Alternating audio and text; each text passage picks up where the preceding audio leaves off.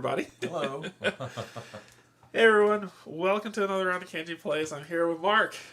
Hey. Mark, Hello. you've seen Mark in different playthroughs that we've been doing recordings because we've done Aeon Trespass Odyssey, Isophian Guard, and I still have yet to edit the Dead of Winter video that we did. That's fine. That's fine.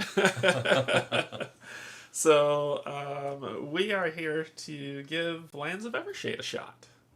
Hey, Cassie, how's it going? See, it's Cassie. You chat with Cassie all the time. So, but we're here to give Lands of Evershade a shot. We're going to play this, see how it goes. We're starting with character building. We're going to build our characters today. And if we're not too tired from all the hard work, we'll give the intro to the tutorial of Whitewell a shot. Right, okay. So, and then we'll see how it goes. Hey, Matt, how's it going? Hello. So, you feeling good? You good? I'm feeling fine. All right. So we're going to be building our characters. We're going to be going into Lands of Evershade. Before I begin, I just want to say thanks to my patrons, subscribers, and if you're neither coming in to hang out, thank you and welcome as well. I am feeling better today. I'll say today. Yeah. Mark hasn't had a need to worry or be panicked, so I'm feeling better today, and that should be great. Exit 82 guy, fantastic game, just my opinion.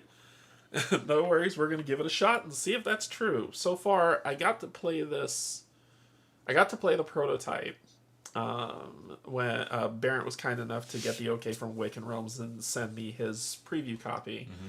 And I liked it. I played it true solo, which you can do, and I enjoyed it. I thought it was fun. You got to play two characters or one? One. So you can't do true solo? You can do true solo. Yeah, I just played with That's one. cool. And the game adjusted itself based on that, which it'll adjust itself based on us playing two-player. So we're just going to give two-player a shot and see how it goes.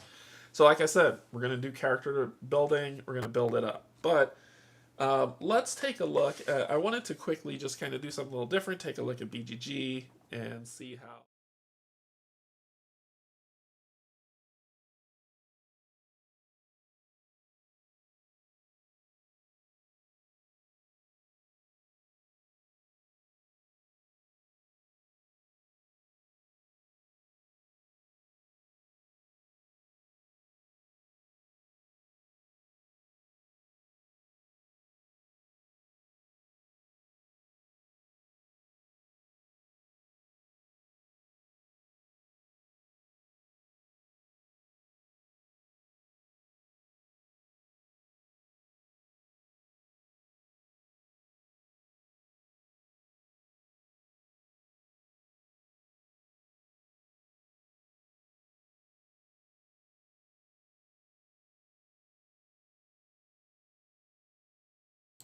And it's that guy. Yeah, it's that guy. They can hear me now. Okay. The check was on the beginning part of it. Oh, okay. And I didn't add it to this one scene because I never use this scene. Okay. So, do you hear me now? Can y'all hear us okay now? You should be able to. Sounds back. Cool. Yes. The problem purely existed between the table and the seat. Not one of them ID10T errors. Yeah, it's one of those. Yeah, so this game, for what I'll just restate what was missed, is that this game delivered in the US a few months ago. A lot of people have already jumped on, done a lot of... You want to see a great playthrough. There is Barrett and Colin over at Meet Me at Table. I think they did a playthrough. I didn't watch any of it. Only I love the guys. It's only because I didn't want any spoilers. Yeah. And this is I'm what we're looking for is advice on rule books, rules, and errata. We got the errata doc and everything like that.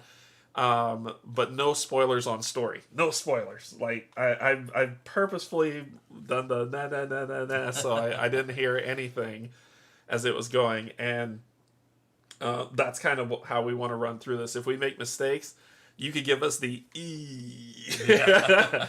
But if we mess up a rule, definitely correct us for sure. But cool. So this is gonna be fun. This game came out, like I said, a few months ago. So far in BGG's got an 8.6. Okay. I've heard very good things from people that I trust that have played this game that said they really like it. Okay. Colin and Baron are also just fun to watch no matter what. Yes, they are. Yeah, they are. There. One day I will aspire to be that cool. One day.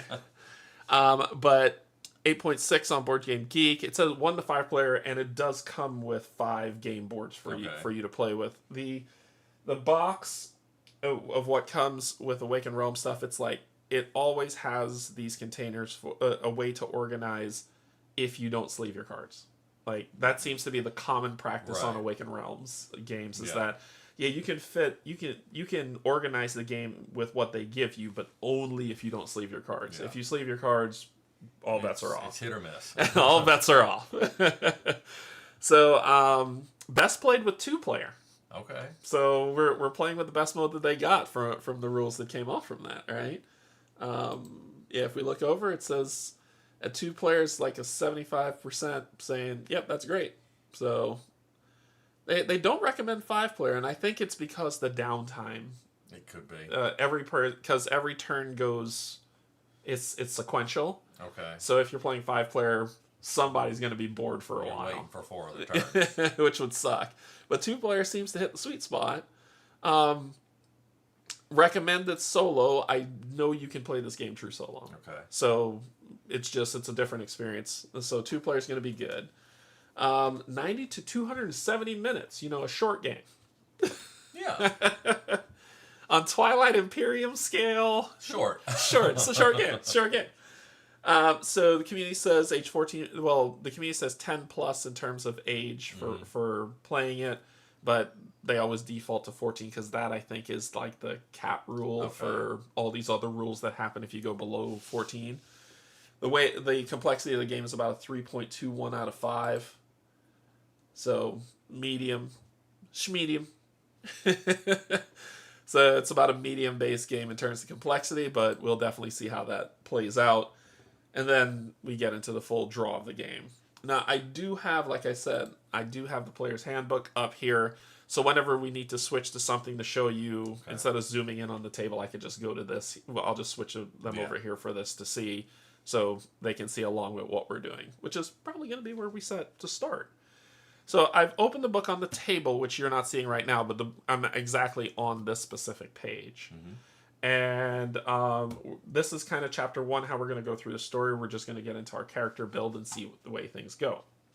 I really wish the voice actor who did the work for Lands of Evershade, she is an amazing voice actor. She also did the thing for Kings of Ruin. For Tainted Grail, Kings of Ruin. The Kings of Ruin, not the other ones. I don't know if she did Tainted Grail, but I know she did. I know she did the voice work for Kings of Ruin, and it's amazing. Yeah, I haven't played that one yet. And she did all the voice work for Lands of Evershade. Okay. So amazing work. We will be using the app in terms of the voice acting and all that other stuff. So I've got all that set up for our journey to play through. So we can dive in on chapter 1. You want to read it or you want me to read it? I'll let you read it. Oh, you'll let me. Oh, thank you. Thank you so much. It's your stream. You're not going to put it off on me now. Oh no, the voice acting broke. Mark will have to read. So, chapter 1, The Lands of Evershade. It started the day that the god Makrosh betrayed us. The day he split open his body into the higher realm and released the seed of void that corrupted the sun. The broken light faded away most of our gods, and would destroy us too if not for the moon goddess Luata, who ascended into the heavens to protect us from the deadly blaze. So basically, Luata is just kind of blocking the sun from killing everybody.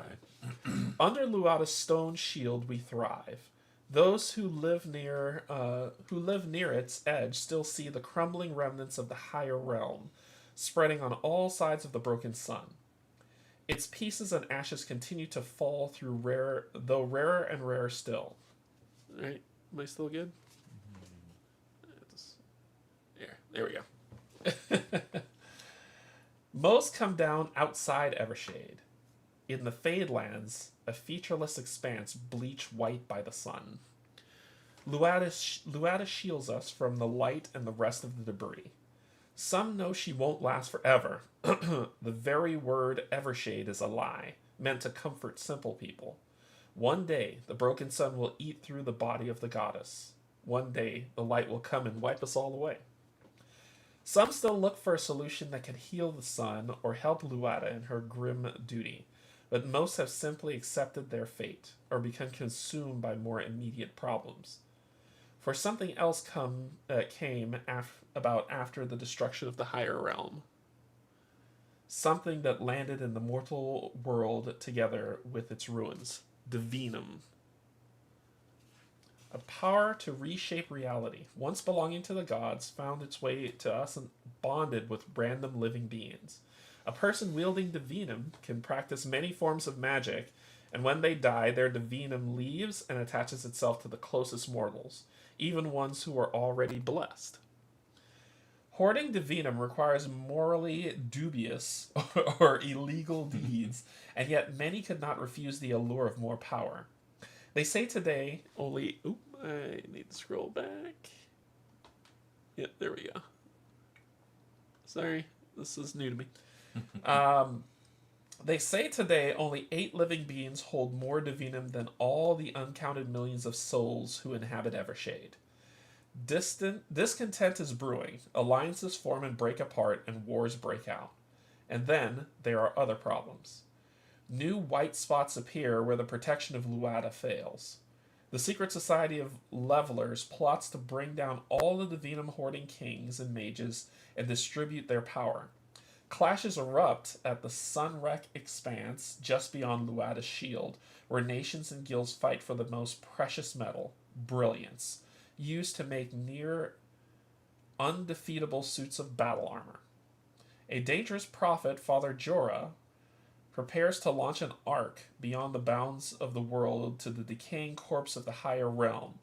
Shady individuals hunt vestigals, items and objects related to fated and forgotten lands, or people that damage the fabric of reality with their presence. And there are other, even darker rumors. The Forgotten Empire, the Overmind of the Rotlands, the Dark Side of Luada.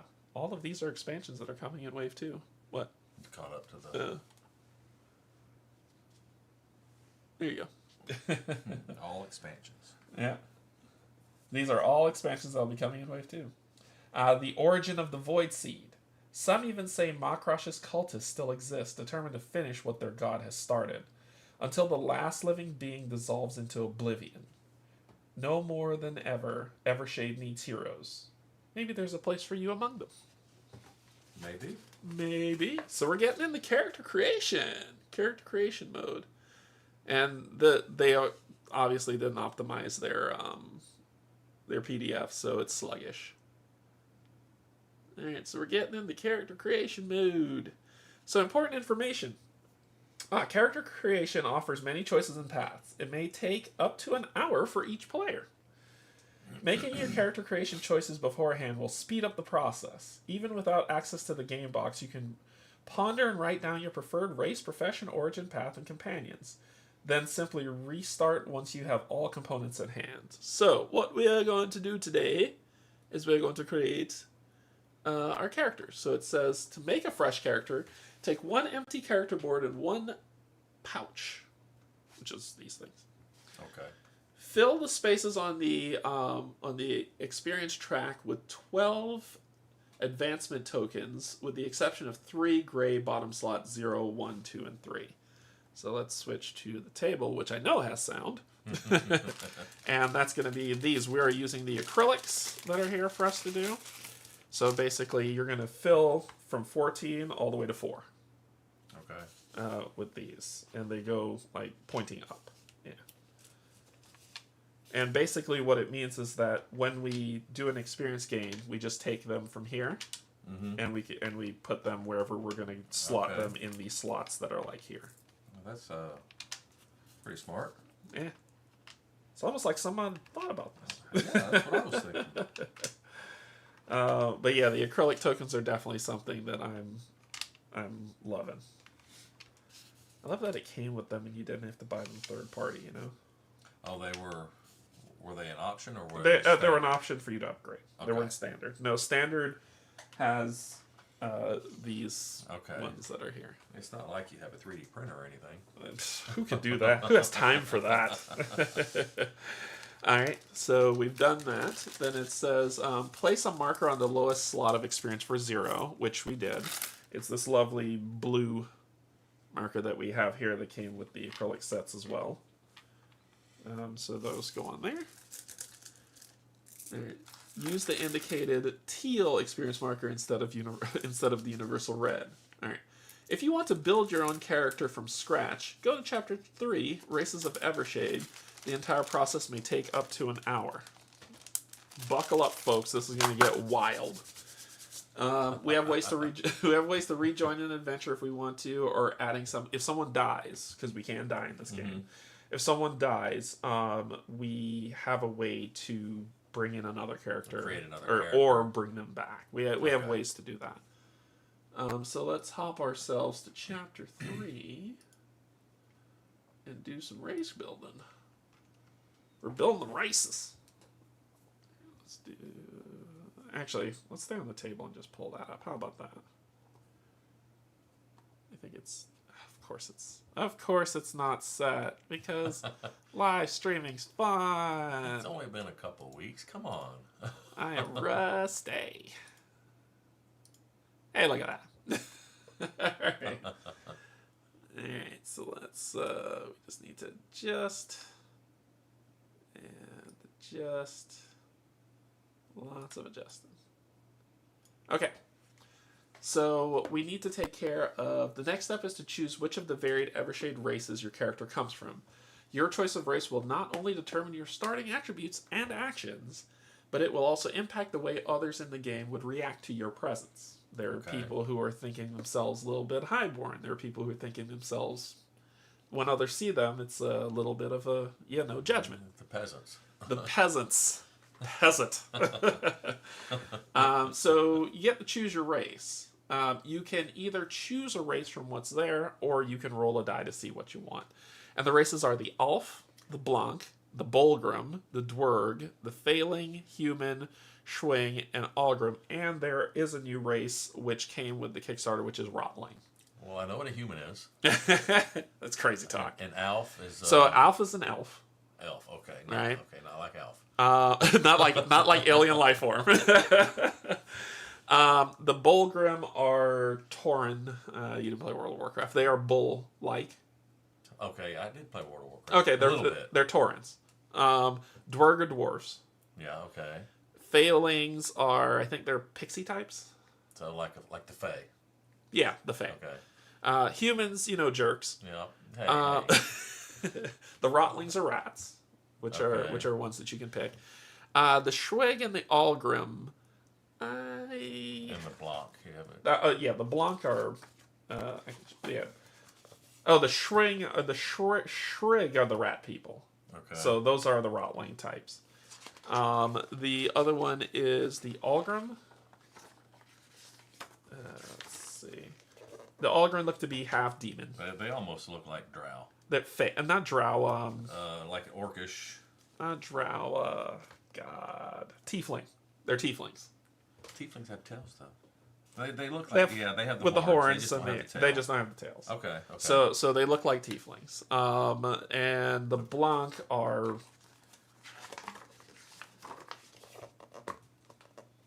They have blank faces. They have blank faces. And I'll go and show you all what they look like once we select what they want. So, do you have an idea of the race that you want? Do you want to be an Alf? Do you want to be a... So are they analogous to like the elf? The Alf is the elf in D&D's. They're more of an agile and intellectual. Yes and no. They've varied the characters to where it's not the common, but they have a lot of traits in common with like the D&D feel. You know what? Let's leave it up to fate. You're gonna roll? I'm gonna roll. Ooh, I like that. All right. So you are going to roll a D8. So but that don't have the ninth one, does it? There is no ninth one. The Shreg are the okay. other Rotlings. So D8. Yeah, and these are the Metal Divinum die. So roll them. Let's see what you got. You are a Blanc. All right. All right. So you will get The faceless. You are the faceless ones. So you get to choose two. Blanc, if you want to be a male or a female, male or a female. Okay. And that will go in your portrait. And then let me get you the Blanc. Well, let's go with the male. Skills. I'm assuming Mala is the male, right? Mala is the female. So Nal is the male. Alright. Oh, I need to find your race card. Playing the race card. Hey now. So let me see if I can find your. Where are they?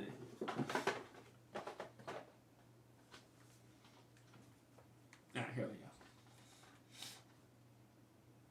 Oh, they have them in alphabetical order. So you have the blank race that will go here, and this. So large. Yeah. So you get a keyword.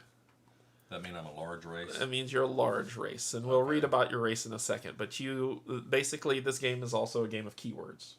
Okay. So whenever something says if you have the word blah, then this means something. So you're blank and you get the keyword large. Okay. So that will go in your race block. You suck. I was going to pick block. So let me see. Can you not pick it too? No, I can because I have the optional pack, but I don't want to. I want us to kind of vary, and I'm thinking maybe. Well, let me read yours, and then I'll think about mine. Okay. So, or actually, no, sir, no. Page 19. It's gonna be great. It's gonna be great. So just you want Yeah. the whole page there? Yeah, just read that. All right. So the Blanc. Since the arrival of the Blancs is so recent, many continue to believe they are products of strange magic, set loose in Evershade as part of some devious plan. Louder. It's not hard to see why one would say that. The faces of Blancs are almost entirely smooth, pale surfaces, most often devoid of features other than a small mouth. Their way of hearing and seeing is little understood, yet they possess free will and communicate with other races. Whether light-repelling skin makes them unusually resistant to fade. Seemingly incapable of reproduction, all known Blancs come from the Fadelands, alone or in small groups, with no memories of their journey. Well, that doesn't sound fun. Once in Evershade, they do not build their own societies, but instead try to fit into all the racial and social groups of the realm. A Blanc who first sees human fishermen may decide to live with them and learn their trade and customs. A Blanc who meets a Bulgrim may join a wandering tribe of warriors. They are quick to learn and find mimicking others disturbingly easy. These abilities only compound the distrust simple folk have for Blancs. However, those less prejudiced have found them to be just as capable of good or evil as any other dweller of Evershade. So, bioluminescent patterns. Most of the time, a Blanc skin appears uniformly light gray, but Blancs can also manifest faintly glowing colored patterns on their bodies. Unable to convey complex emotions with their featureless face, they rely on these markings and colors to convey their feelings. So do you just kind of glow when you're feeling mad? Sure. Is that how that sets out? It's just, you're going to see me one day and you're like, "My, you have a nice glow about you today." It's like I'm pissed. So Blancs have a little bit more. So Blancs have what's called the inner eye. Coming from the blinding, corrosive sunlight of the Fadelands, Blancs have no eyes or ears. Instead, they rely on a telepathic sonar that allows them to experience the world around them, including its colors, sounds, and even smells. To the members of other races, the fact that Blancs rely on a simulacrum of the outside world reflected in their own heads seems suspicious. However, Blancs claim this state is not that different from any other intelligent race. You also have some white domes. No blanc whoever came to the Fadelands had any clear memories of their ancestral realm. However, most seem to faintly remember white dome-like structures. Left to their own devices, blancs tend to use the motif of a pure white dome in their artwork and crafts. Even civilized blancs, who have found a new home and culture, often carry one or two white round objects that stir their memories of their forgotten lands. That's what that looks like. And then you have exceptional reach. Not only are blancs the tallest common race of Evershade, their arms are also proportionally longer than in other humanoids. As a result, a blanc has an exceptional long reach, a trait some of them skillfully employ in combat or labor. So that's a potential hint there of kind of how you can make use of your character. Combat. All right, this is what we go with. Story outcomes. As a blanc, you'll always see a hint of suspicion in those you interact with. On the other hand, you will find your compatriots among all races, cultures, and professions of Evershade. You get a keyword, which is what we showed, which was large. You're heavier and taller than other intelligent species. This comes with significant benefits, but also some drawbacks. Blancs are the masters of versatility and adaptation. As such, all your starting abilities will be average, but coming from the Fadelands has its benefits. You will start with a higher divinum die than most other races. Character cards. Most of your starting actions and reactions will be standard, but your dodge card will be fairly weaker. Now, here's where we set it. To play a blanc, place the blanc character token in your character board, which you just did. Place the following attribute tokens. So let's go here, which are these. Okay. And you're gonna be all twos. This is threes. The twos are down here. These are double-sided. So basically, fill this here with twos, which is strength, agility, intelligence, and charisma. Or intellect, whatever they want to call it. Who gives a crap? Then your mobility will be a 6. Which, was that a 9 or 6? This is 6. And your divinum die will be a d6. So your divinum die will be a d6. Yeah. So whenever you roll for divinum, you roll a d6. Okay. Mobility for movement, and then those are for stat checks if you need them. Add the following action cards to your pouch. So your action cards are going to be Bash, which is 0/0, Endurance, which is 0, and I'll show these cards to them before you hand them over. Clumsy Clumsy dodge, okay. Clumsy dodging. And luckily these don't have to be sleeved. You have Command Insight, which is B7. And Command B10.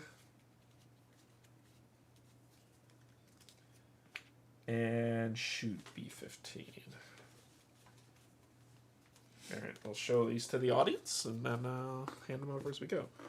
So you're starting off with Bash, which is B0. Now these shapes matter. What you see here, we know this is an offensive action, right? But these shapes matter, and I'll show on my board I'll show on the board when it's building.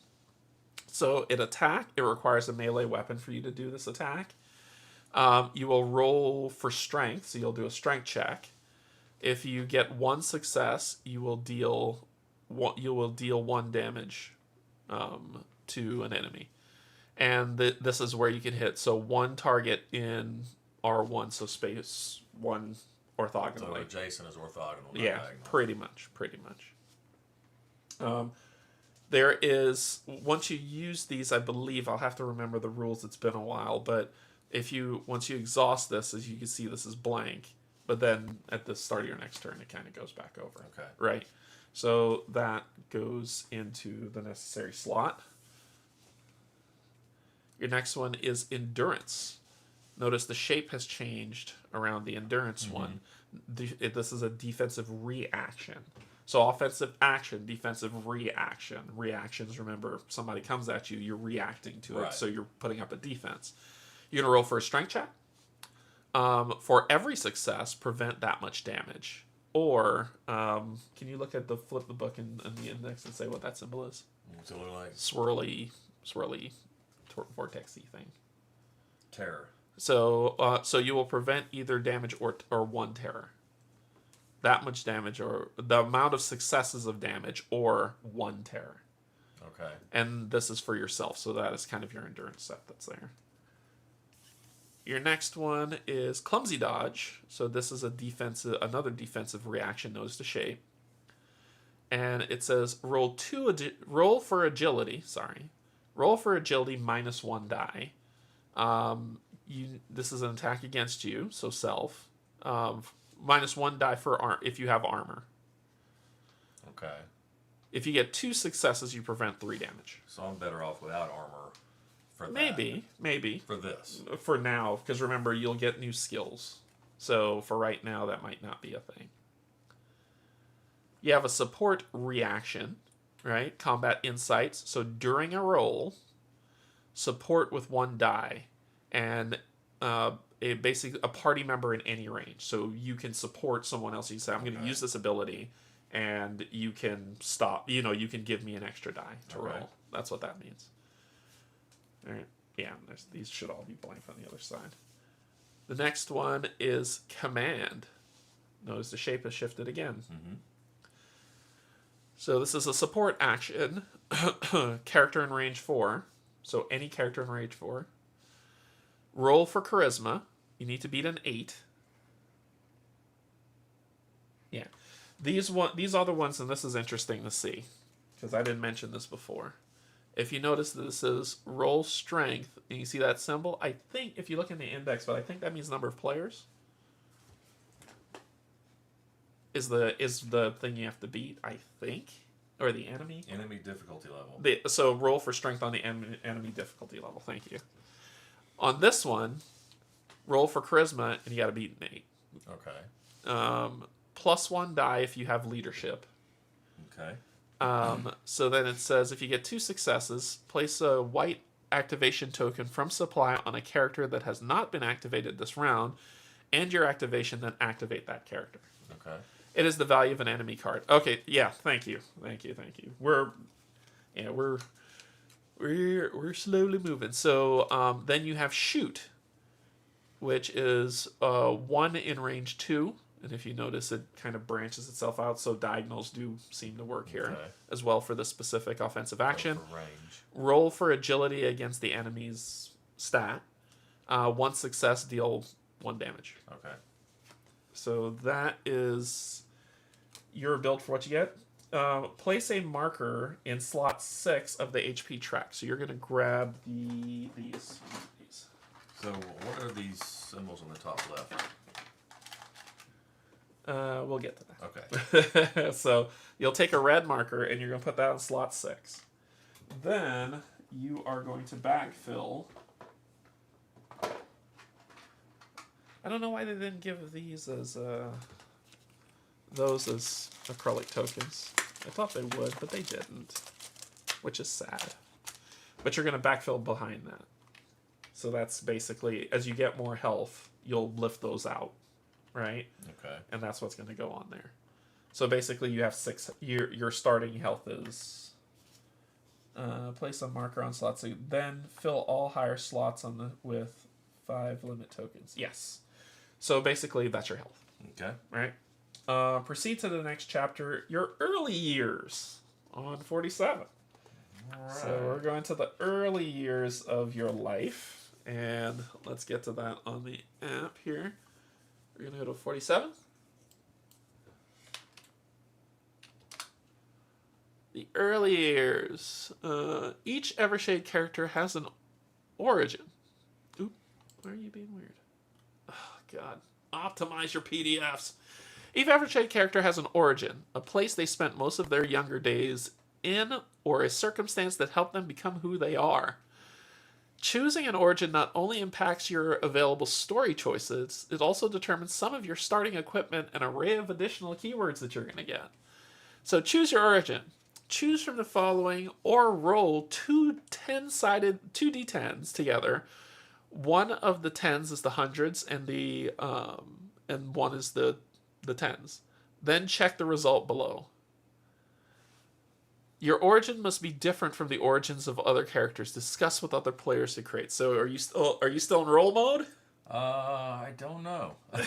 So you can be of the Arcane Academy, the Asylum, Battleborn, Blackridge Lookout, Cult of Mokrosh, Drysia Nomad, Fadeborn, Farmstead, Forge Town, Freed Rotling, Kestrel's Chosen, Midlands Aristocrat, Midlands Citizen, Militia, Orphanage, Port Town, Scavenger's Outpost, Sepulture, Street Urchin, Traveling Show, Vagabond, Weeping Heart Monastery, or if you're rolling, you get to roll again. So you can YOLO it. No, I think since I'm wanting to do probably melee. You're trying to go melee? Maybe the Battleborn. So you want to go Battleborn? That seems like it might fit. Okay, so you're going Battleborn. We'll go Battleborn. So let's find Battleborn. I always have to. This is another thing I kind of get annoyed at of this stuff. Nope, that's not it. It's personal skill. Scoundrel honor? No. Oh yeah, it's here. It's here. Battleborn. So many things. Battleborn. So at Battleborn, got that leadership. you get athletics, leadership, and medicine. Got the leadership. You got leadership, what you're looking for. So that's going to go there.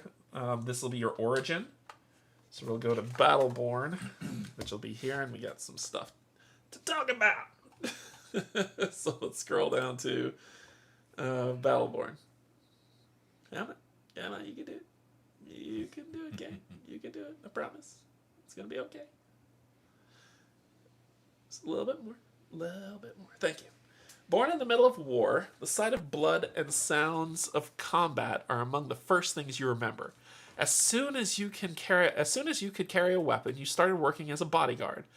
But protecting puff-faced nobles from their imaginary enemies wasn't your thing. You yearned for the stinging, time-slowing feeling of blood pumping through your veins. Eventually, you became a mercenary. Now, a battlefield is one of the only places where you feel at home. You get the keywords: athletics. Hey, Steve. Your well-trained body is capable of incredible feats. Leadership. People tend to naturally follow your lead. Medicine. You know how to treat most sicknesses and how to sew a badly gnarled wound. Equipment. Okay. A spiky belt made to carry all sorts of weapons and one brill coin in your pouch. A spiky belt.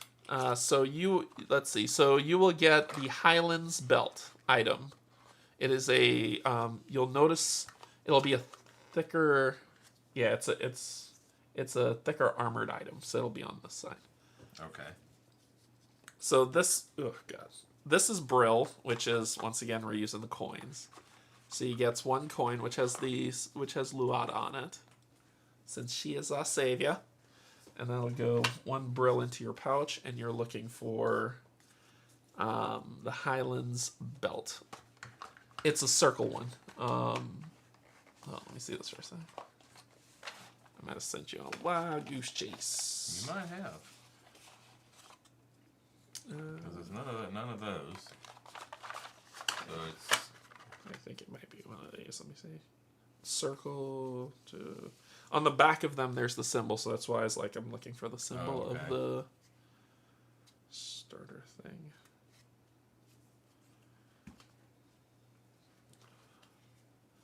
Yeah, the upgraded Brill is pretty nice.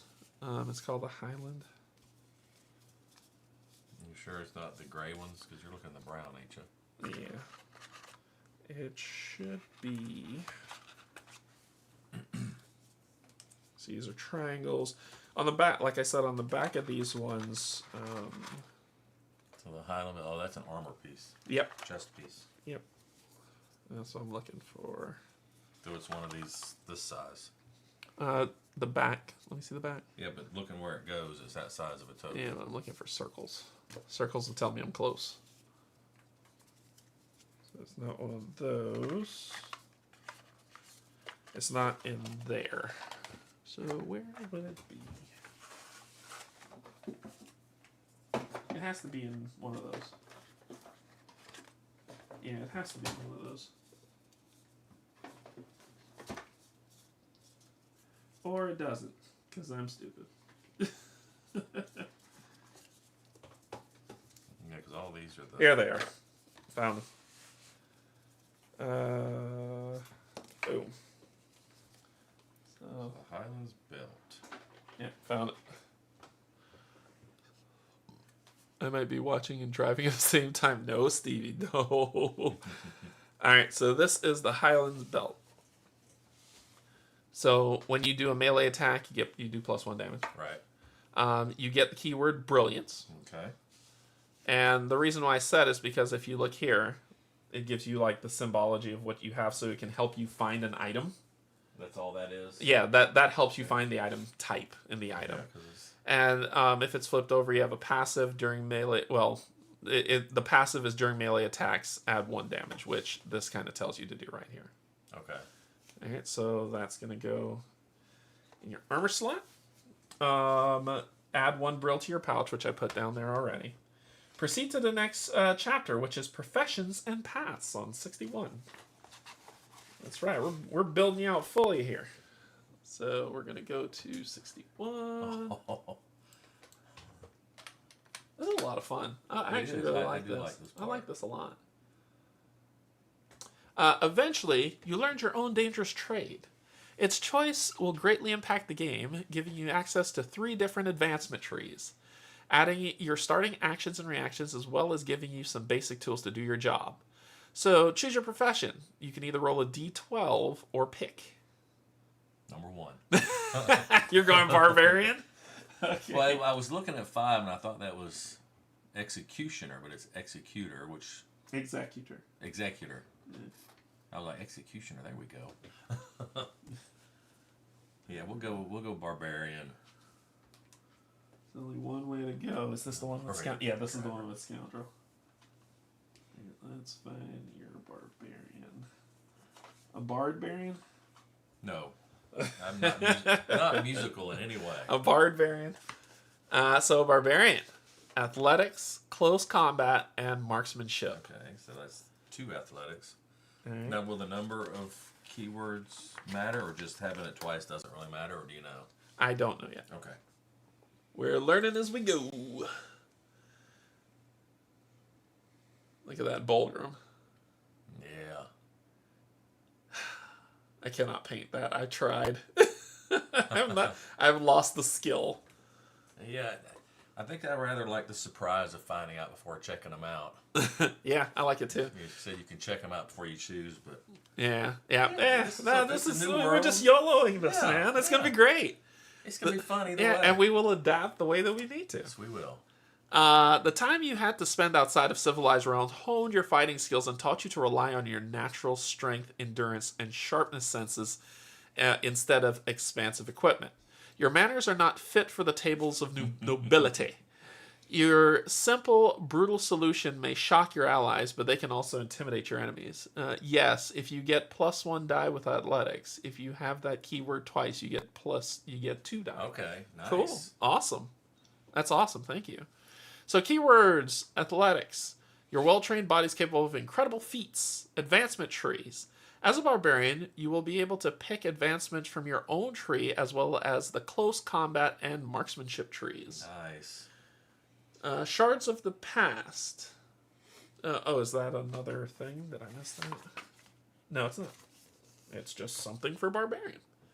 Shards of the past. After the breaking of the sun, the fragments of the world that Luwada managed to save fell into centuries of chaos. As empires were shattered, old alliances broke, and people tried to adjust to life in perpetual gloom. As a result, many once civilized nations fell back into barbarity. Today, Evershade is home to 2 types of wildlings. those who were never civilized, and those who return to nature and now treat the last mementos of their past as no more than totems and idols. So the paths, if you wish to choose a barbarian's path, pick one of the 3 initial paths. So brute, you are the ultimate fighting machine. Oh yeah, you are the ultimate fighting machine, relying on sheer force and devastating strikes to lay down even the strongest enemies. Wildling, you are an expert in braving the harshest regions of Evershade and a capable, versatile fighter, able to answer difficult threats. Or, go to the next page. Glow Drinker.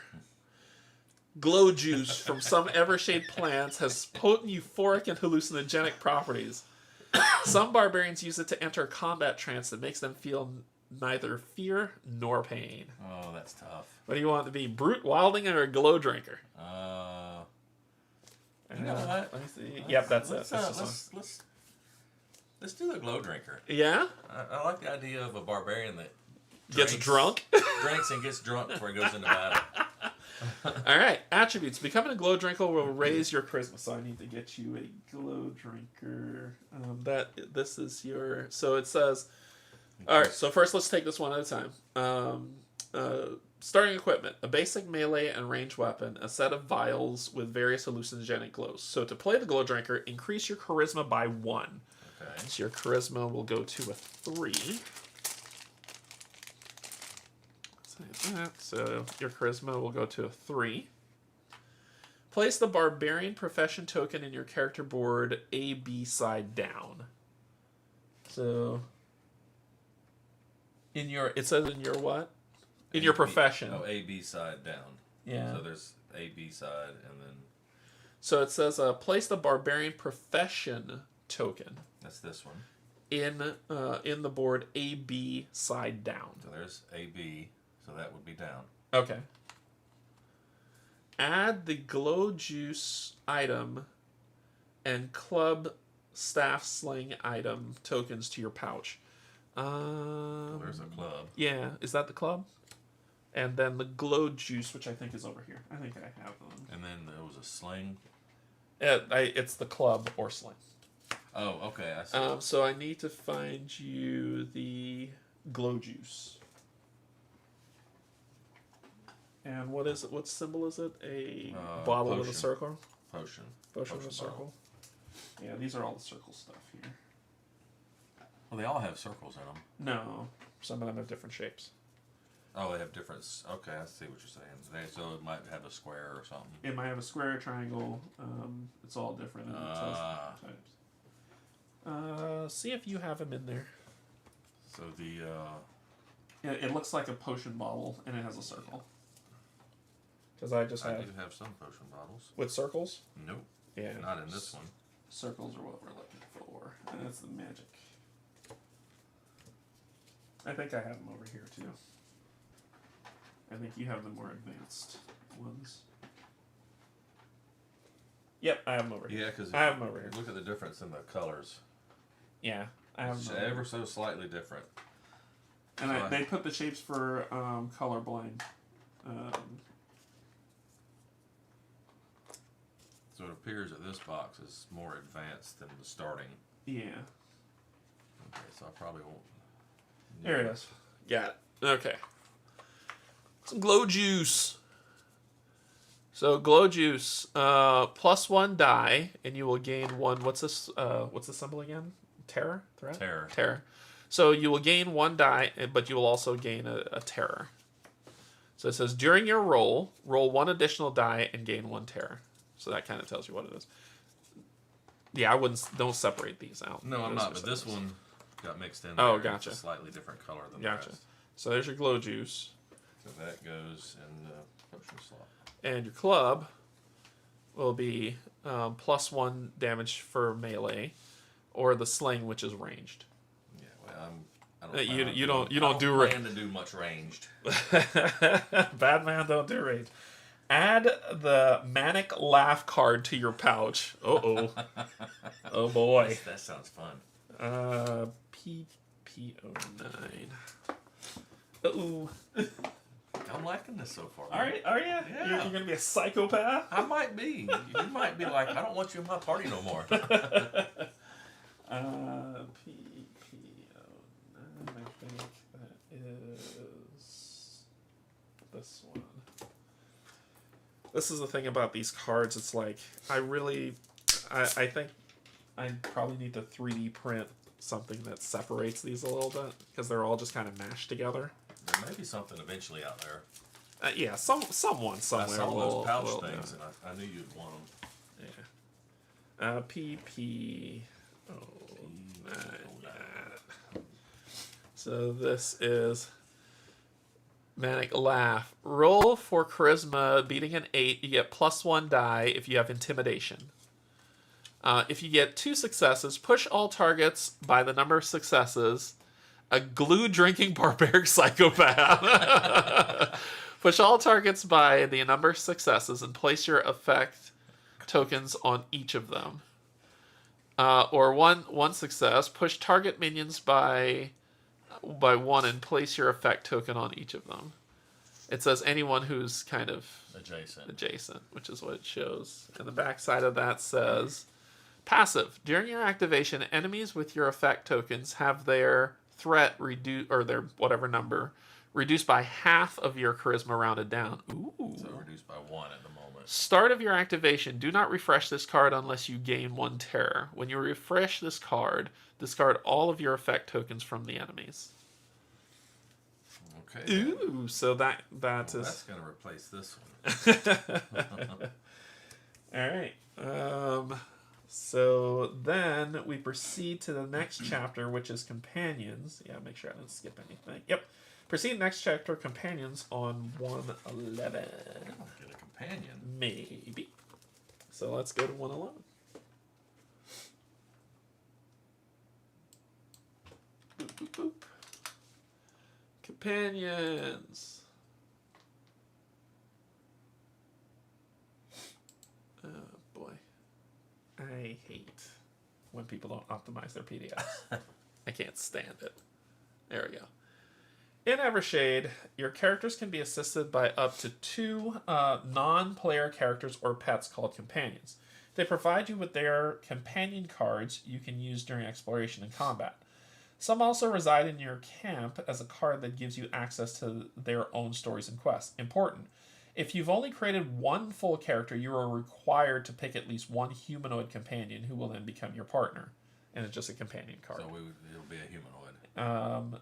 So we're playing 2 players. So it says choosing a companion. So we can be assisted by up to 2 non-player characters or pets. Okay. Damn it with these pets. So choosing a companion. If you don't want to or can't add any more companions to your party, proceed to the next channel, finalizing the party. Choose a companion from the 2 tables below or roll for 1, then go to the section of the companion to set them up for play. This is probably another thing that the players we would have to control if we wanted to add more to it, right? Mm-hmm. You want to go without them for now, or I don't know. I mean, it allows you to do it, and it says that we can have. I would probably say we go for pets. So this is so if you've only done 1 and you're only playing solo, it has to be a human. It's a second person. But their card is so minuscule. Yeah. It's basically like a pet, but it's a human. So I don't know. I'd probably say do we want to shy away from the human side and just stick with 2 pets? It's fine with me. What do y'all think? In Lands of Evershade, your characters can be assisted by up to 2 non-player characters or pets called companions. They provide you with their companion cards you can use during exploration and combat. Some also reside in your camp as a card that gives you access to their own stories and quests. The companions add-on is 4 additional pets not listed on that chart. It's on the next chart you have down. Oh, sorry. That you're not showing. Sorry. Well, there's 2 pets there. It's 4. Oh, it's 4 pets. Sorry. It's a D4. Okay, gotcha. A putty, I'm assuming, is maybe a dog. I don't know. I don't know. Let's take a look at them at least to see if you want to turn to them in there. I'll find them. What page are they on? Then I could just hop to it. That's the humanoids. Yeah, these are all the humanoids. There's There's the pets. What page? 118. 118. No, putty is a pudding. It is what it is. It's a putty. Vestigial grimoire. That could be good for a caster, it looks like. Maybe. I think companions are stronger, can fill attribute holes for you. Pets usually inherit your attributes. Yeah, I think companions are stronger, but I don't want to control another character. You know what I mean? Mm-hmm. So I think I'm gonna do a pet. Yeah, I'm gonna do. If I do, it's gonna be one of these two. Okay, so you're building your character. Those two seem fit for... you get to pick. So what do you want? A Drake Wolf, a trained Fade Ray, a Putty, or a Vestigial Grimoire? Okay. My kids wanted a pet, but I wanted to learn how to play first. I'm curious to see what it's like playing with pets. Yeah, we're doing pets. Let's do the Drake Wolf. You're gonna do a Drake Wolf. Interesting. All right, so let's get you to Drake Seems Wolf. fitting for a barbarian who doesn't show emotion. But you'll never know when I've got a maniacal laughter. You just have to judge it by the sound. All right. Oh, well, you read for your Drake Wolf, my friend. Oh. I've been doing it. Your turn. All right. So the Drake Wolf. One can wander the wild, unwelcoming range in the salt breeze mountains for days without meeting a single soul. Thus, it is all the more surprising to stumble upon a crowd gathered in a secluded grove. It seems an entire village has assembled for a lynching. Oh boy. The object of their rage shields its body with magnificent wings, torn and bleeding from precise stone throws. It's a female Drake Wolf, one of the most elusive creatures in Evershade. As it typically avoids settlements, one of her paws is caught in a snare. Is the beast bothering you, you ask, pushing through the crowd? The villagers shake their heads. Does she hunt your herds then? Just look at this monster, one of them retorts, throwing another rock. It could. Then release her. She's smart enough to avoid you after such a beating. An angry murmur ripples through the crowd. As you approach the Drake Wolf to free her, the rocks start hitting you as well, ceasing only when you unsheath your weapon. The beast remains calm as you carefully open the trap.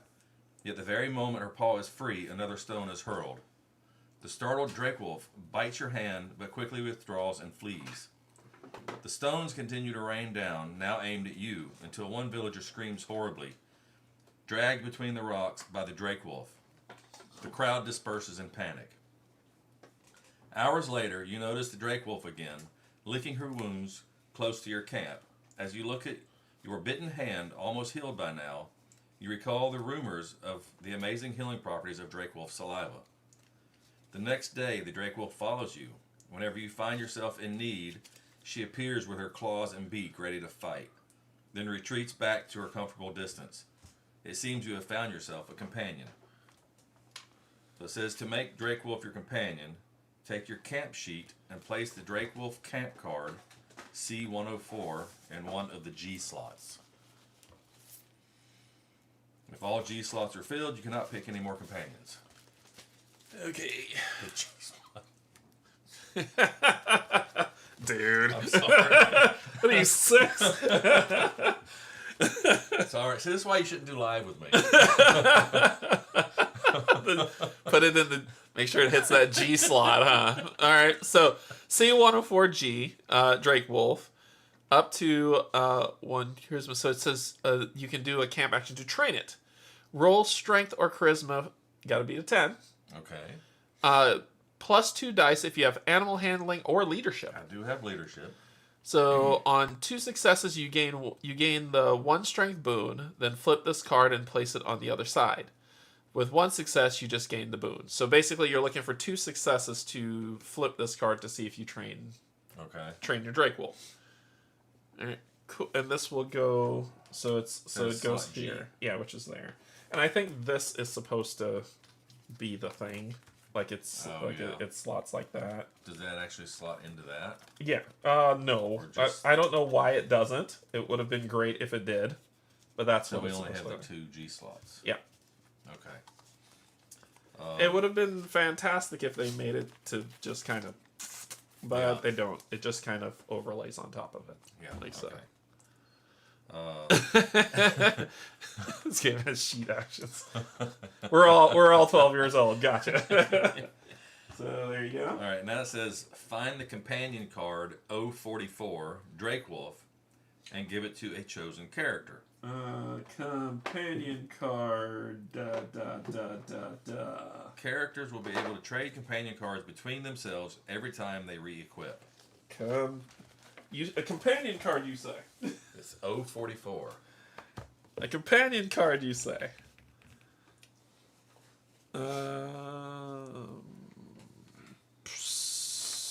That's P. Oh, they say check again. It does fit in there. The card does fit in the big sheet. It does? That's what they said. It fits in there. Check again. Wait, oh, it's... No. Oh, yeah. Yeah, all right. Okay. There you go. Woo! So, yeah. So this because this looks like it's sealed. It does. And so it's sealed all the way around, but when you do it, it just actually opens up and you can slide it in. But yep, there you go. Right. Oh boy. So we've all devolved. We've all devolved into 3-year-olds. 041. 044. 044, sorry. And then it says return to choosing. It has to be in this one. Yeah. Well, I'll choose the other one for mine. Yeah, so instead of returning to that, we'll just... Yeah, so I think that's you.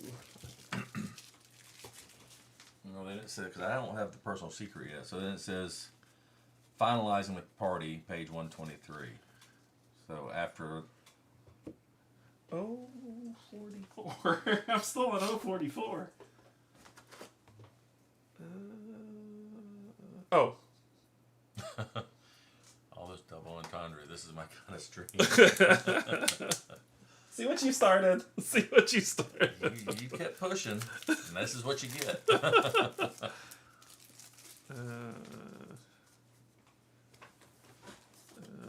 44.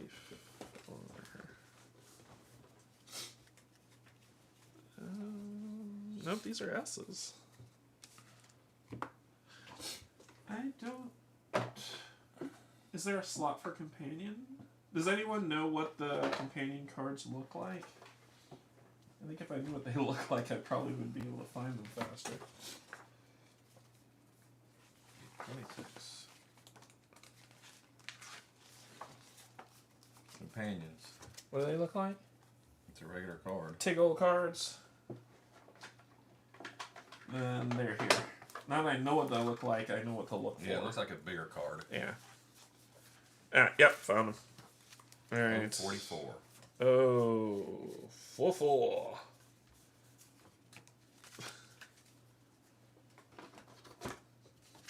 right. Boom! 044. Drake Wolf, Athletics, Large Survival. Look in the rule book, because we keep running into these symbols. So the star is the targeting icon, and so is the moon. Okay. So they're targeting icons. Okay. Owner's stats: 1 agility, intellect, and charisma. Mobility 6. If they gain a threat, lose 1 HP. The Venom dies D4. Health is 8. Flying. Drakenwolf ignores the effects of dangerous spaces because it can fly. Okay, so the owner, so he has my strength, but his agility. He has your agility. He has your strength.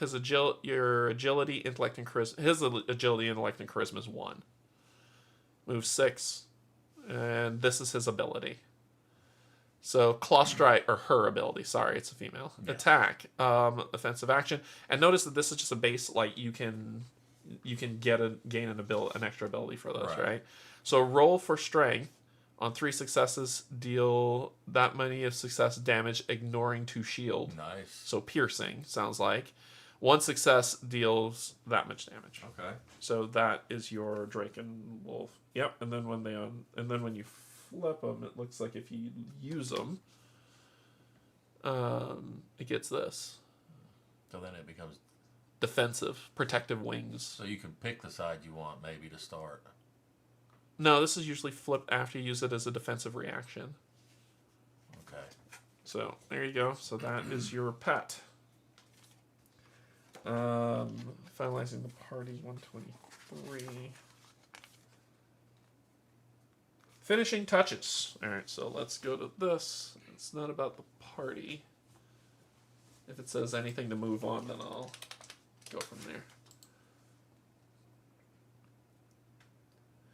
Pick a portrait token that best represents your character and place in the character board. Pick the model, but we'll be using the grade mini. Sorry, they're not painted at this time. If you have companions, for each of them, take a health dial.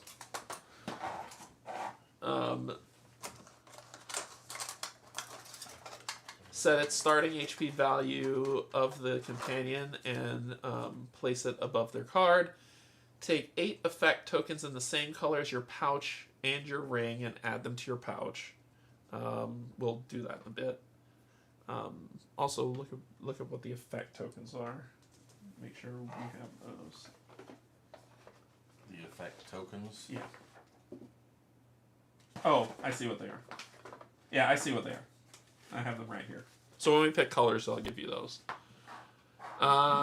Give each player an advancement card of their profession and a set of 2 help cards: icon, glossary, combat, fate, basic actions, terror effects.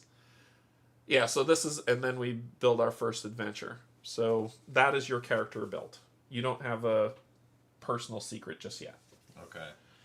So now we go back to me. It is my turn to pick what we're doing, which is chapter 2, which is on page 11. And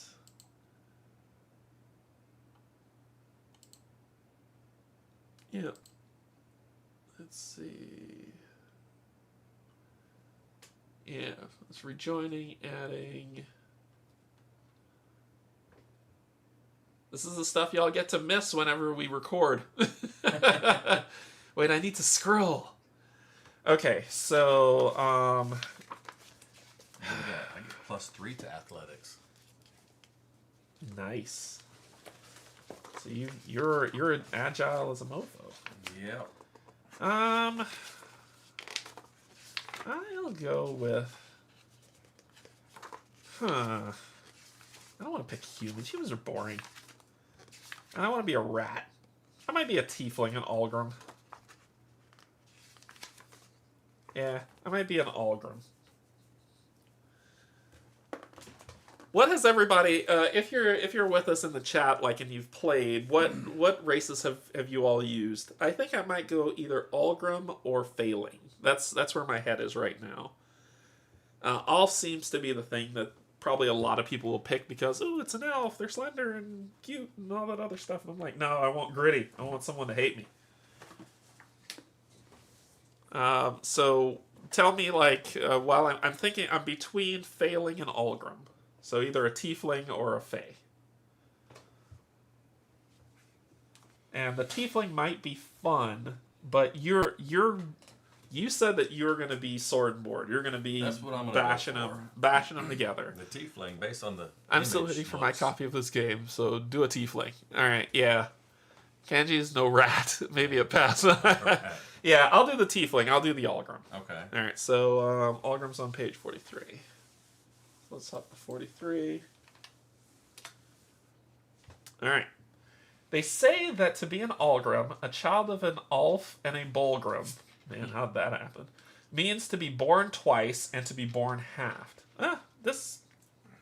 I'm glad I picked this. I am mixed as well, so it works. Alfs, an ancient and rigid race, often treat Algrims as abominations, a threat to the purity of their dwindling bloodline. I already hate them.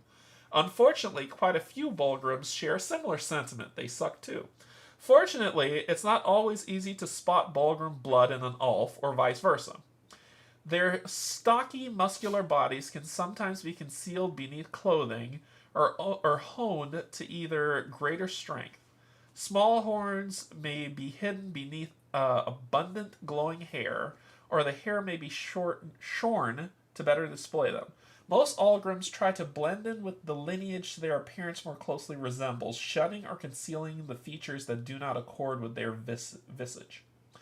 They often pass this test in the eyes of other races, but seldom in the eyes of pure-blood Bolgrims and Alfs. To be an Algrim means to leave your home early and to venture into the world to find a way to reconcile two warring natures and discover how much they share. This was the best choice ever. This was the best choice ever. I am happy I picked this. So I'll be an Algrim. There we go. We have Supreme Focus. It is often that Algrims are descendants of the moon and the earth, the offspring of the two most spiritual and patient races in Evershade. See, I'm patient. An Algrim's ability to focus is unparalleled. Once they dedicate themselves to a profession or calling, they master their trade to an unprecedented depth. Unfortunately, they rarely share the arcana with others, so I'm going to be a caster. Okay. Raging Sages. Good mix. From the day they are born, Algrims face exclusion from strict Bolgrim and Alf communities. They constantly struggle with their identity. Always torn, always in between. For many Algrims, youth is a rebellious and often violent period in their lives. In time, they find their own integrity and learn to draw from others, from both their lineages. Home on the back. As outcasts, Algrims carry their homes wherever they roam. The bundles on their backs are often impressively large, uniquely adorned, and filled with all manner of mysteries. They speak volumes about their owner's character, just as their home should. Ritual of Halving. Each Algrim is a unique blend of their parents' features. When a child is old enough for one heritage to manifest more strongly than their visage, they are often subjected to the ritual of halving. Residual horns are cut off and teeth filed down, or glowing braids are shorn. Though frequently painful, it is done for the child's sake to make them resemble a typical Bolgrim or an Alf. As an Algrim grows, they often maintain that appearance. Now I'm keeping both. Screw that. Alright, story outcomes. As an Algrim, you are an outsider, forever bound to walk a lonely path. Even though your Bolgrim and Alf parents were brought together by their spiritual nature and respect for all life, their rigid, traditionalist societies rejected you. As a result, you learn how to survive on your own, skillfully turning chance encounters into new friends and allies. Unfortunately, your body possesses neither the legendary might of the Bolgrim nor the Alf's fabled agility, making physical confrontations tricky. We got a fun keyword. Outlandish. You're from very far away, and it shows. This will make some people nervous around you, but can also become an asset. So, attributes. You will start with above average charisma. One of your two primary physical attributes will be below average. Character cards. Your dodge and endurance cards will be weak, but your combat, insight, and command cards will be improved. So to play an Algrim, we place the Algrim character token. So let's the Algrim character token with the keyword outlandish. So I'll be placing that. Wrong number. I'll be placing that in my character board for. It says in your character board. It probably should be for race. So it'll be for race. I will pick my portrait. Aren't we going to be a pair? A brute and a outlandish. Hey, if anybody gives me any crap, I'll let you kill him. So I will either be Thoga or Doglar. I'll be Thoga.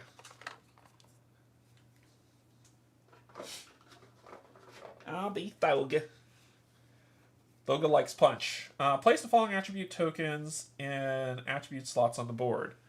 I gain 2 intellect and 3 But what about, it didn't give me strength numbers. Then take the 2 and 1 attribute tokens and place them in any order in strength and agility. Ooh.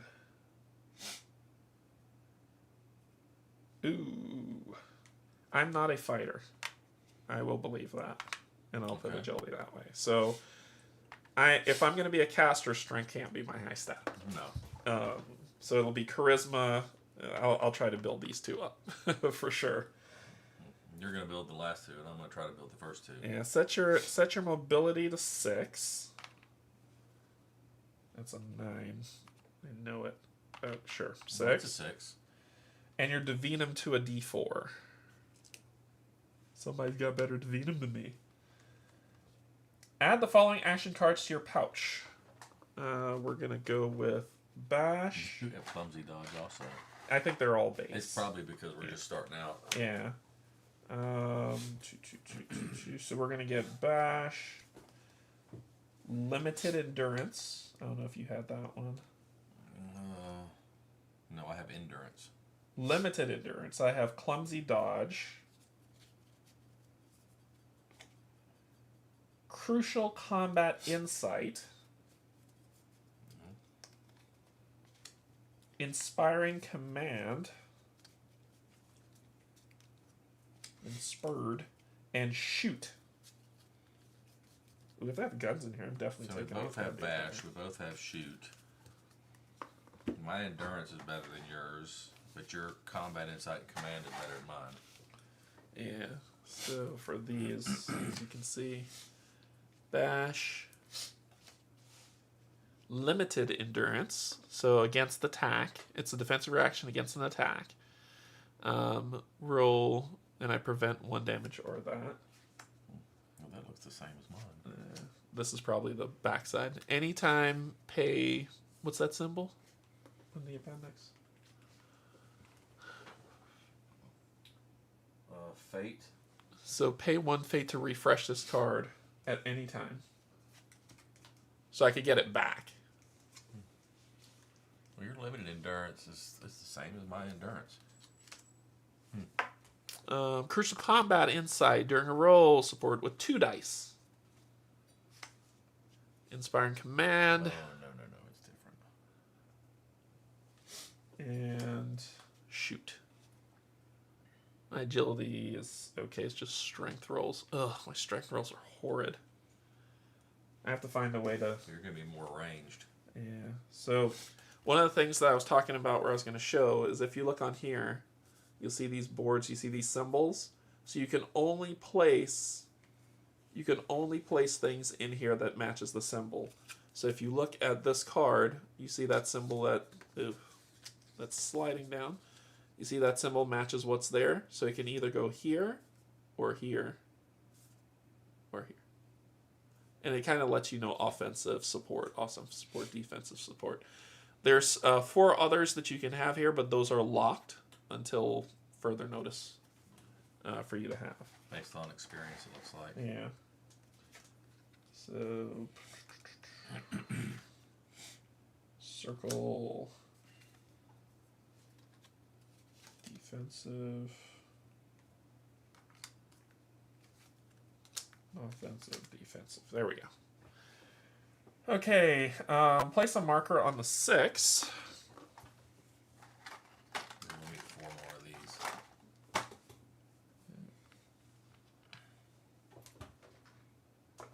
Is that 4 more? Yeah, it's 5 it takes. Okay. 1, 2.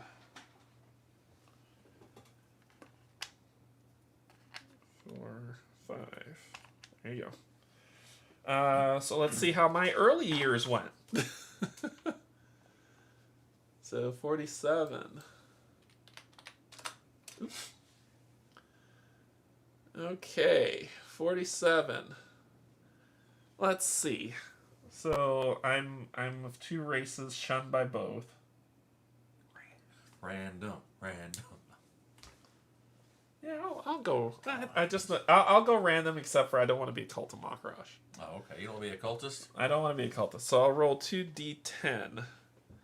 It's this one. And And this one. So 2d10.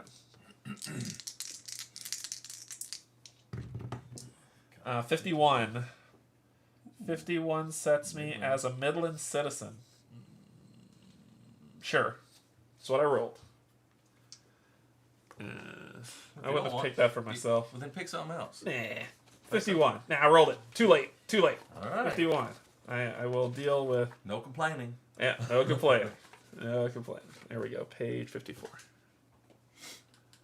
So if we go to 54... Midland citizen.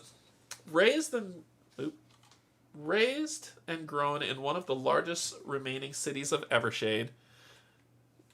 Yeah. Clustered in the Midlands, your parents were honest tradesmen. They taught. Yeah, but I would have re-rolled a noble. They taught you their craft from an early age, and the art of trade now seems like second nature to you. The one thing you always lacked wasn't money or pleasures. Instead, it was freedom from your monotonous existence. That's why you eventually chose a life on the trail. Keywords: artistry, city-born, and Midlands. Your hands are used to hard work and skilled in many crafts. Maybe I might be a crafter. Okay. City-born, confident and streetwise, you navigate sprawling cities without attracting undue attention. Yeah, that makes sense. Midlands, you were born and raised in the Midlands, the most populated region of Evershade. So then it says equipment, fair clothing, expensive shoes, and a good amount of coin to compensate for all your needs. So I need to get the Midlands citizen.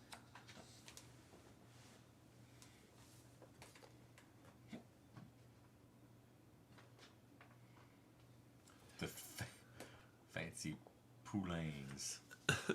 So I have the Midlands citizen, artistry, city-born, Midlands. Oh, boy, you're rich. Origin. I get some nice shoes. The fancy poulains. Hey, don't sweat my shoes. Don't sweat my shoes. Actually, it works out. Charisma rolls +1 die. Hey. So, and I'm high in charisma. During your charisma roll 1 additional die. So I got some fancy feet, some fancy boots. And I get the diplomacy keyword. Also, add 3 brill to your pouch. You got money. Doesn't everybody? That's how my character's gonna be like. Doesn't everybody have money? Proceed to the next chapter, profession and path 61. Oh my gosh, I should be a bard to tick you off. Let's see. Start calling you Dandelion. Let's see. Druid. Mage. Moonshield. Mage probably. Amu Priest. I'm curious about the moon shield or the priest. So though I'm between life shaper, mage, moon shield, and priest. So that's where I am. Roll a d4. No. Let's see life shaper. I should have just been a bard.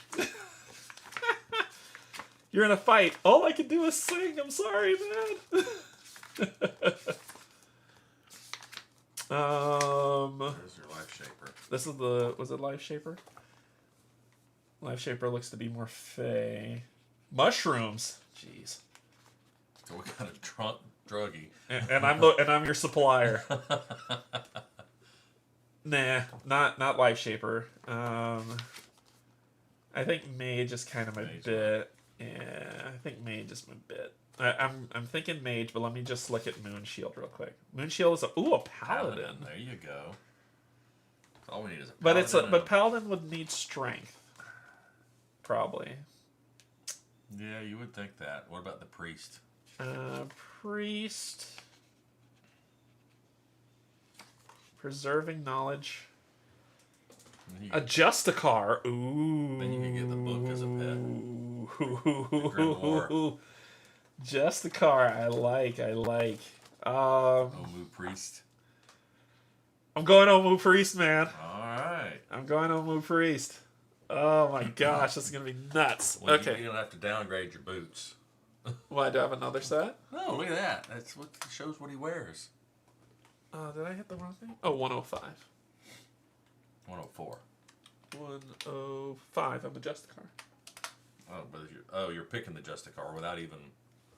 You're not even looking at the other ones. Well, it says the God Seeker, so the God Hermit. The Hermit is you do not follow Omu's. Okay, so the Omu Priest Pass. Let's take a look. I just see Justicar and I'm like, yeah. I dole out justice. Oh yeah. So, God Seeker, you continue your order's great search, wandering Evershade and beyond, following subtle signs of Omu's enduring presence. You seldom spend your keen mind on other affairs. The lost god must be found. There's nothing more important. Feh. So he's an intelligence. It says, check out the Executor. I'll check that one out in a second. Hermit, you do not follow Omu himself, but rather the path your god once walked, dedicating your life to knowledge. You allow no distractions to disturb your search from the absolute, aligning your body. So I was like, I care little for that. So the Executor. Yeah, Justicar. While most Omu priests travel the land in search of their missing god, you prefer to use Omu's wisdom and teachings to resolve difficult conflicts, advise those in need, and deliver just verdicts. It will raise my charisma. Yeah, I saw that. I'm not mad about it. All right, let me look up the Executor. Yeah. Yep. That would be right here. The law. Oh, the hand of justice. Agility, charisma. The Reclaimer. You're an expert at repossessing stolen property and collecting fines. There's often no need to use direct violence in your trade. Reason, flattery, and good old-fashioned intimidation often work wonders. No direct violence. You got a barbarian with you. Oh man, you got me thinking now. I wouldn't do assassin, or a bounty hunter. Oh, executor. They're more. These seem to be more rogues. Yeah, these seem to be more rogue, like an assassin. Yeah. Nah, I'm sticking with my Justicar. I'll stick with it. So it will raise my charisma even more. Becoming a Justicar will raise your charisma. Starting equipment. The Book of Omu's teachings is your weapon, your shield, and the tool of your trade. The people of Evershade respect its will. That's right, you will respect a Justicar. So let's see what we got. Increase my charisma by 1, so I get to flip this to 4. Place the Omu Priest Profession token. AB side down. AB side down. Omu Priest. So I guess that's when you pick a path.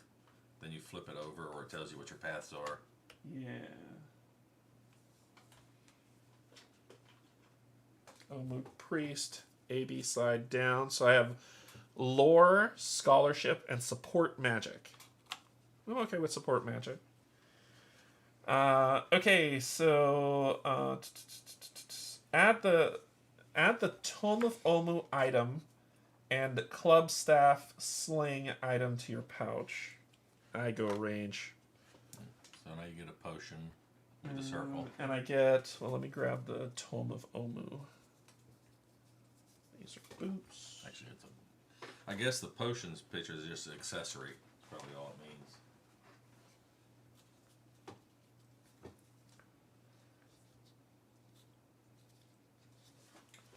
You can get headgear in this game. It's great.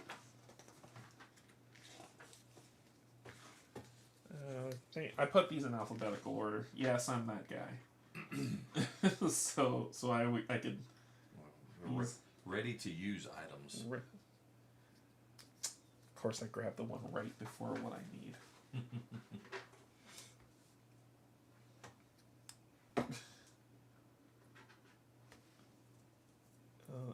And orb. Huh.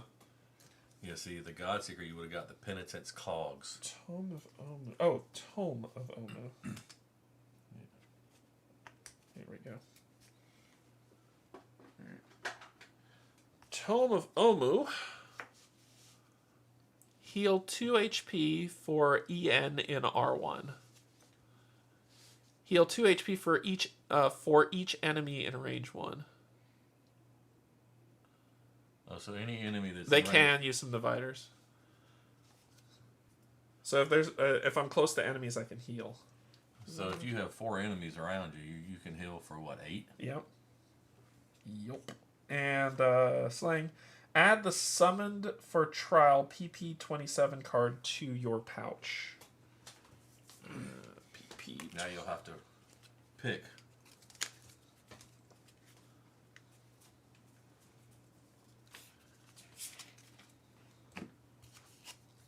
I will always pick anything that's charisma based. So support actions. Summon for trial. Enemies in range 4. Roll charisma, get a 10. Plus 2 die for investigation. Nope. Plus 1 die for diplomacy or lore. I have lore, and I have diplomacy. This looks like an or, not an and. Maybe I have both of those keywords. Diplomacy and lore. I don't. 3 successes. Pull number of successes enemies in range 4 by 2. Pull them. Pull 1 enemy. So I pull them to me. Ooh. Anything strength based, and this is support. Charisma. Agility.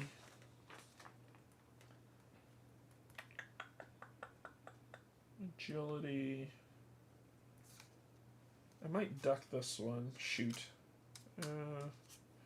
Or this attack range. This is attack melee. I can't get rid of that one. Oh, yeah, I can. I can do this. I can do that and then that. I will be a ranged fighter. Bash is what's going to go away from me. Cool. Proceed to next chapter, companions. 111. You get the vestigial grimoire. Oh, you know I am. You know me so well. I'm going to get the vestigial grimoire. 121.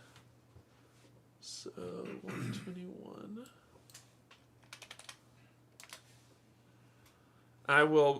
I'll be right back. We'll be right back.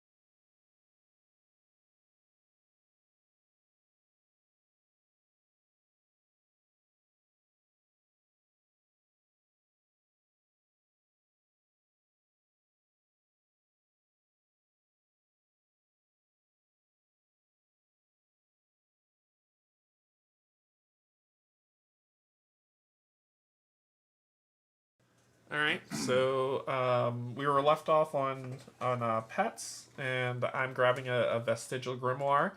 I've reached the end of everything and the very edge of Luata's mercy.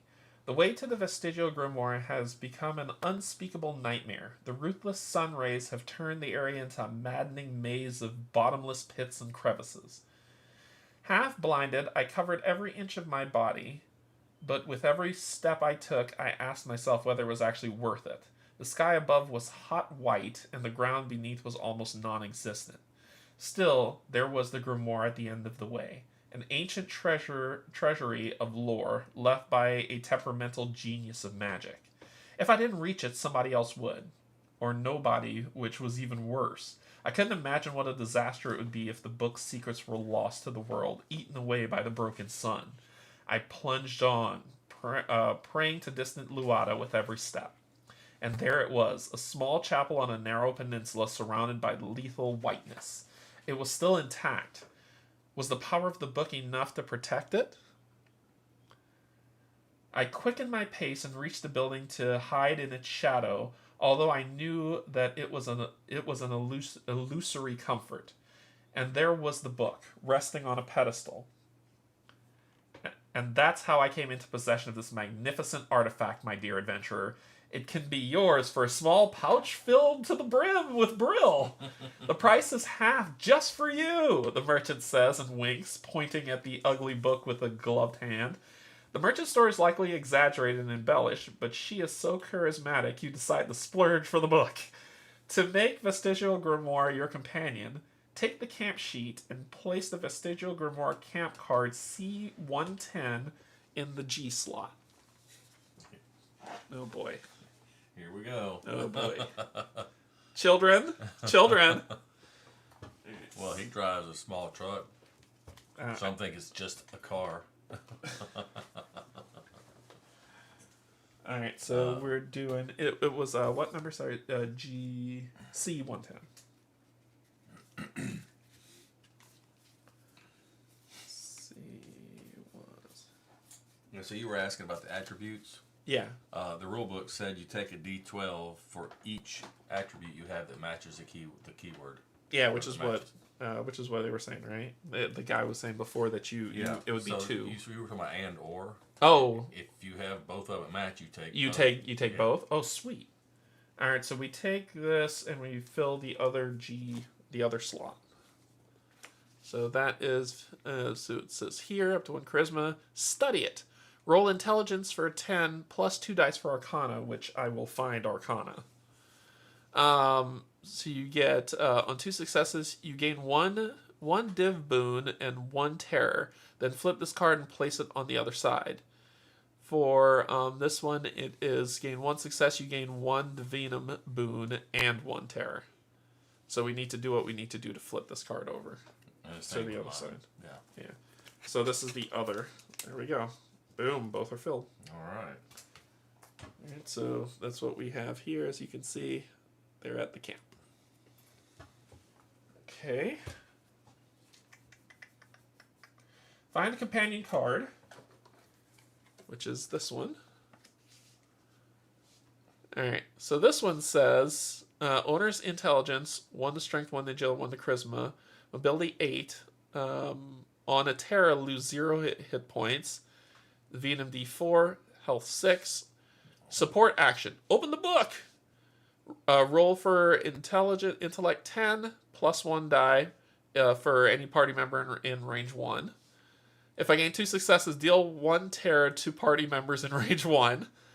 If I fail, do not flip this card. But if I do flip the card, it says terrifying knowledge. Once per activation, party members in range 4 from Grimoire may gain 1 terror to gain a chosen keyword until the end of this activation. There you go.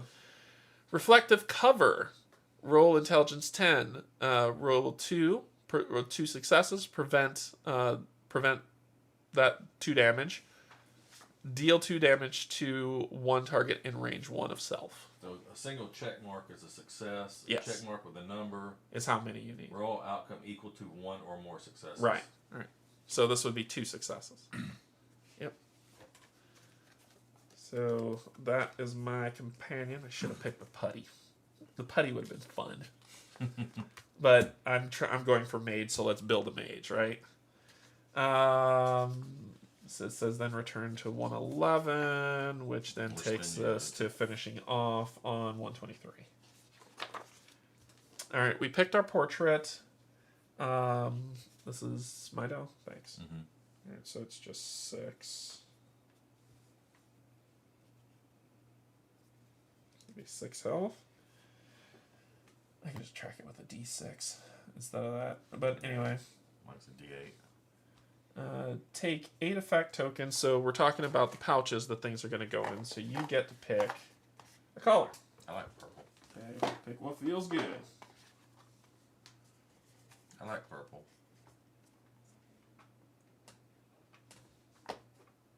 So you will gain 1, 2.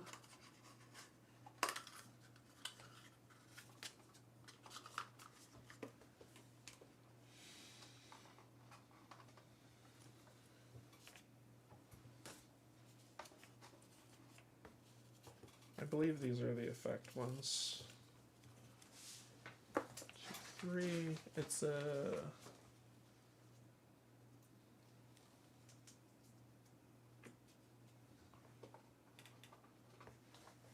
48 effect tokens. Yeah, that's that. And you gain. I thought I saw another purple. Stupid colorblind eyes. Alright, so there's one more of the other ones missing. So the white one. Yeah.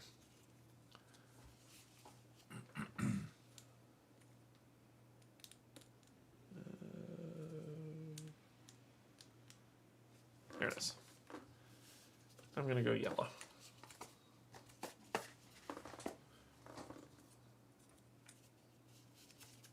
That'll be my yellow 4.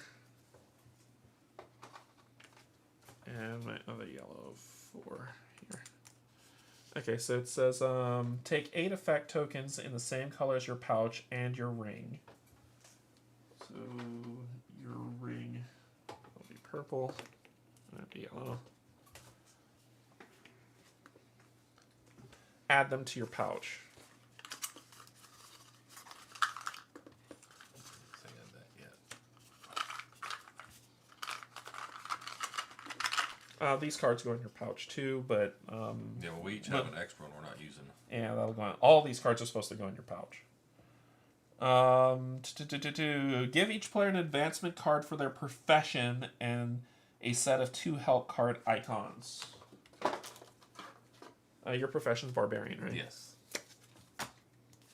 And mine is Omu Priest.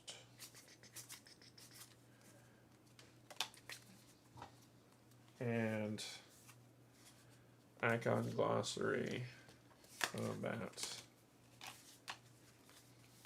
Well, okay, so they're double-sided. Yep. That's why I gave you 2. Well, that's why I gave you 2. Yeah. Okay. Let's see. So my advancement, Omu Priest, advancement help card. So I'm assuming these are the upgrade slots that are on there. Support magic. Okay, so there's choices. Yeah, There's choices for what we choose. So it could be the primary stat that's here, Hand of Retribution, which gives us the Shield of Omu, if we choose to put it there, as that builds out. And then, or we could go Support Magic, Ritual of Haste. And that's your 2 paths. Yeah. A and B. Yeah. Okay, cool. So that's what's yours look like? So you have Barbarian. Furious Attacks. Mm-hmm. Insult. Awesome. Dual wielding. You got some cool stuff. And close combat or marksmanship. I think this is you, right? More than likely close combat. Yeah. I'll be the ranged person if I can. I'll probably mix between ranged and magic for mine. If you want to create more characters for your party, go back to create a character, which we did already. We're not solo playing. Clean up any components left after character creation. Ensure only the following remains on the table. The entire party with their models, companions, and help cards. Adventure components or camp sheet if we need it. If you're beginning your first adventure, go to the storybook for the Into the Whitewell adventure and continue with the setting off start setup 404 procedure. The following chapters of this handbook will be used later in the game. You don't have to read them now. And if you chose to do pre-generated characters, this is where they'll help you set that up. Okay. I don't think we get secrets just yet. And yeah, this is all secret stuff. Yeah, they'll come in later. They'll come in later. So pull this over. It's over here. And let's clean some stuff off the table. So we've set up our characters. How are you feeling about yours? Feeling good? I'm looking forward to it. So null. There we go. Yeah. This goes in here. That's why. Okay. All right. We're about to have some fun. We're about to have some of that old-fashioned fun. All right. So I need to move stuff around. And we're going to grab the box. It says, starting adventure. Yeah. Lands of Evershade into the Whitewell. So let's go ahead and open that. There's a bunch of stuff in here that we've never seen. Pretty keen. All this cool stuff. There's a whole... book's nice. I love the binders. I love it. It looks like it's pretty quality, too. Yeah. Yeah, this is it's all shiny and nice and stuff, see? And reflective. Starting adventure storybook, so we'll just go... Step 404, it said. There we go. Step 404. Oh, these are the locations I need to have this thing for. The secret cover sheet. I'll put this over here. And we won't look at those just yet. So, about this adventure, and let me see if I can zoom in at all. Anything? Yeah, it's about as good as yeah. I wish I got the upgraded book. Yeah, I went all in. I went full Divinum Pledge on this. Into the Whitewell is a recommended starting spot point for fresh Lands of Evershade players. It contains tutorials that help them learn the game without reading the entire rulebook. If you played this adventure before, you are free to skip all tutorial text. Sheets, cards, and tokens for this adventure have the ITW tag next to their name. However, the adventure also uses many core cards. When asked to find a card of a certain number, make sure the entire number matches the one you're looking for. For example, CO1 and ITW CO1 are completely different cards. Setting off, setup step 404. Ensure you have 1 to 5 characters with 0 advancements and with no more than 2 companion cards in total. We're good. Leave all items and cards belonging to these characters in their pouches. And all items, too.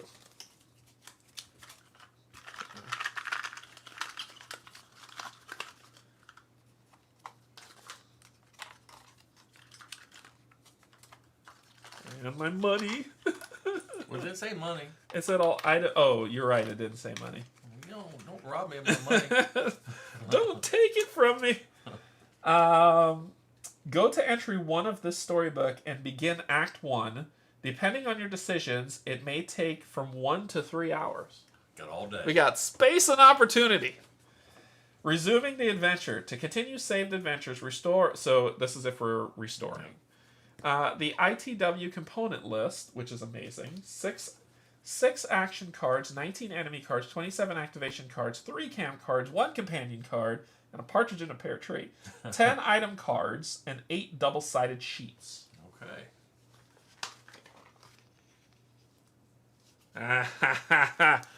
Now, we're going to take you to a lovely thing called the app.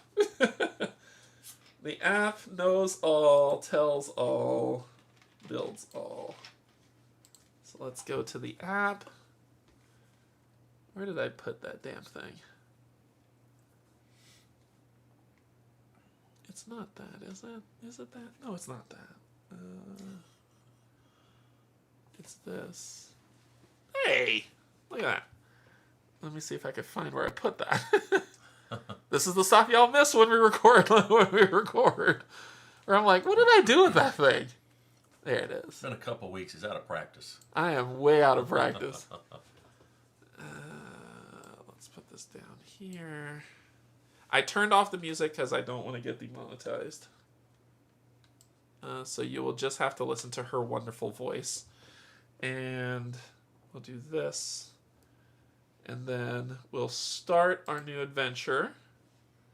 And we're starting from scratch. I just had to continue because I was testing it out. Okay. So we're just going to start our new adventure. She's going to start talking, so I'm just going to mute here. Actually, let me make sure. Let me make sure this is right, because I won't screw this up. I won't screw this up. Yep, it's good. Okay. All right. Enjoy story time.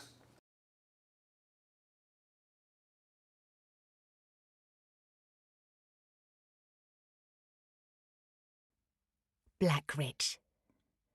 Seen from afar, its hills and knolls look like a thick black line smeared on the horizon. Those who live nearby tell stories of lawlessness, brigands and monsters that dwell there. And yet they're also secretly glad Blackridge exists. For one, the hill line and its main fortified town, Nightbloom Crossing, separate them from even more dangerous parts of Evershade. The hills also block some of the deadly sun that slips between the disk of Luada and the ground in the dangerous hours of sunlight and sundown. For you, Blackridge was also a promise of a better life, a frontier where one could still earn a name for themselves and make a living. And eventually, it became your home for 6 long months. All right, so this says, important. This starting chapter of Into the Whitewell contains a tutorial for new players. Hey, look, that's you and me. Yeah. If this is the first game for you, or anyone in your party, use each tutorial redirection you come upon. These will guide you through your first steps in Evershade while providing important information about playing the game. If they're trying to suggest that, like, oh, you rolled a 6, I usually just say, no, I'm just going to do the roll. Yeah. However, if you've already played the game, ignore all tutorial redirection in this chapter. Example. There's a tutorial redirection right below this example. If you're new to Lands of Evershade, use it to go to the entry it points to, 25. If you're feeling confident about your knowledge of the game, ignore it and keep reading the text below. But no, we're going to go to tutorial 25. Yes. How do you do that from here? Do you just do this?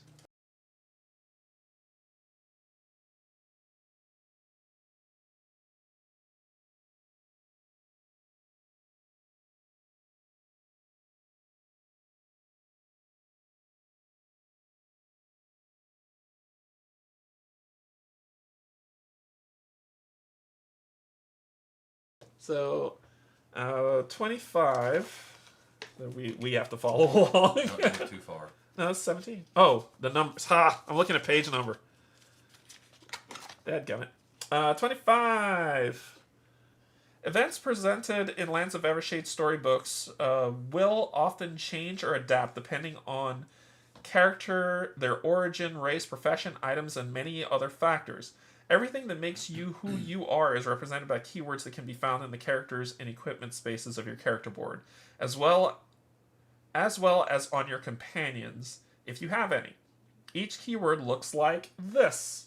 Sure. Cool. Bold this. Cool. Whenever you find a redirection with a keyword requirement that you meet, you must follow this redirection immediately, even if only one person in the party has it. For example, you come across sentences... Oh. For example, you come upon sentences, if you have Dwarger Warfare, go to 9. If you have Battle Magic, go to 10. You can check the tokens in the character and item spaces of your board and your companions. You notice that your profession token has Warfare keyword. While your other party members has a battle magic keyword. This means you must immediately go to entry 9. Wait, what? Oh. You notice that your profession token has a warfare keyword, which is 9. While your other party members has battle... Oh, you have to go to 9. Yeah, the battle magic redirect does not take place since your party meets the criteria of the first redirection. So it's top down. The first one It says top down. Okay. The next entry you go to will give you different introductory text depending on your keywords. Go to 9.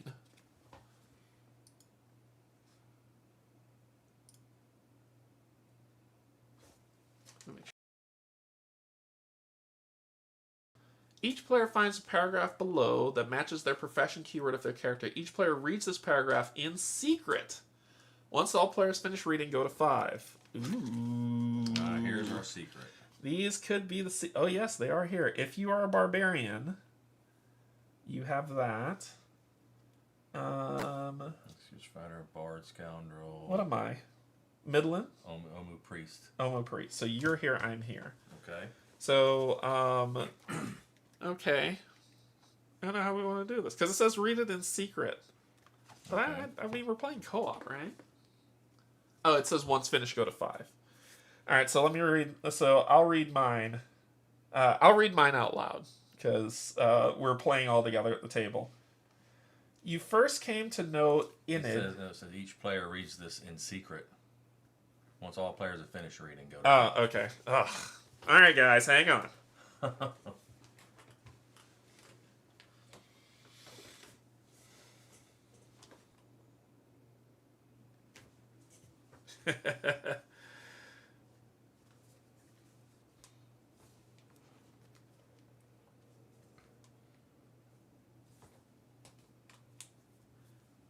That's weird. Okay.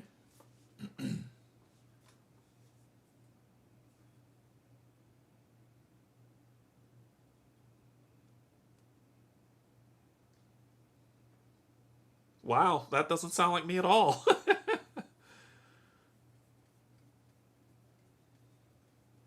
Okay. So you're right there. All right. All right. All right. Okay, it's just that one paragraph. Yeah, it's just a paragraph. Which is pretty cool. So I don't know. I don't know about the secret thing for going for it. I don't mind going through it, but the app is pretty good. The app is pretty good. Got my 3 money. I don't know what I'm gonna do with myself. 3 gold? Buy myself a Pepsi.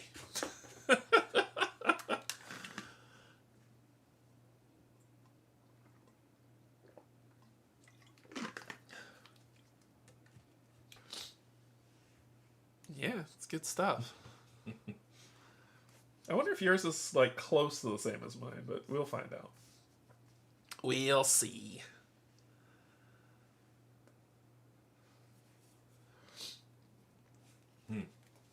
All right.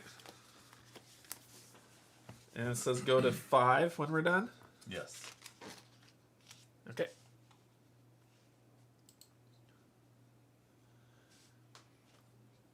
Look, it's saying if you're a barbarian, read. So it's going to do it out loud, which is weird. You always considered yourself tough, and yet the savagery of this land surprised you. Predators that lurked here between the dark hills were unlike anything you had fought before. Sunless nights, colder than you've ever experienced. Despite this, you accepted some bounties that took weeks to complete and paid very little. You pushed your body and grit to the limit. The only respite you had were the rare nights spent in the town of Nightbloom Crossing, where you found a great companion in a local healer called Inid, who quickly proved she could both outdrink and outsing you. Then came your last bounty. The beast you hunted fled, leaving you with a nasty parting gift. Wounded and out of money, you limped back to the town, hoping for Inid to patch you up again. So that was yours. Nope. Nope. Nope. Nope. Yep. Yep. You first came to know Enid during your days as an acolyte of the Order. Being one of the most renowned healers of the realm, she taught you a lot about the care of both wounds and the souls of the people of Evershade. That is why, years later, you did not hesitate when she called for your help. Enid's new home, the town of Nightbloom Crossing, deep in Blackridge, was threatened by lawlessness. She asked the Order for a peacekeeper. You volunteered. Soon you discovered you'd bitten off more than you could chew. The corruption ran deep. You survived several murder attempts, after which Enid nursed you back to health. Finally, you caught the trail of the person behind it, an important member of Nightbloom's community. You confronted the woman and were forced to kill her and her bodyguard. Then, with gnawing doubts and a wound in your side, you limped back to Enid's house of healing.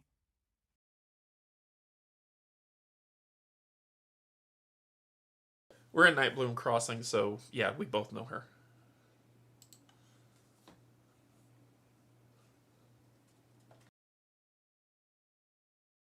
So each character gains an injury condition, which is one of these that we have. Oh, they're double-sided.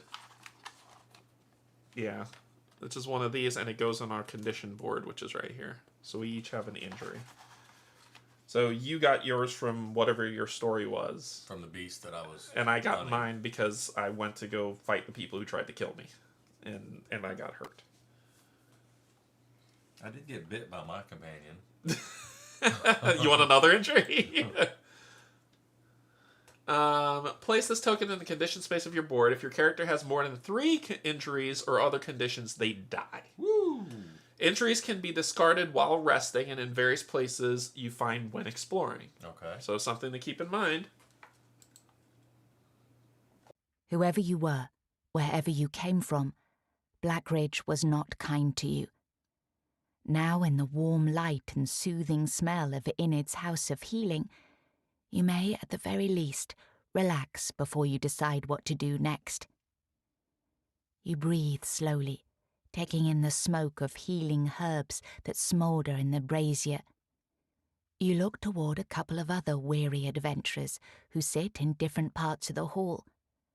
You vaguely remember meeting them on the trails or in small villages. Some look shady or foreign, but this doesn't bother you. After all, every one of you left your weapons with the grumpy housecarl by the door. Enid accepts no nonsense in her house. Those unwilling to play by the rules are welcome to limp to a healer in the nearest city of Whitewell, many days away, or patch themselves up with clumps of moss and pieces of string.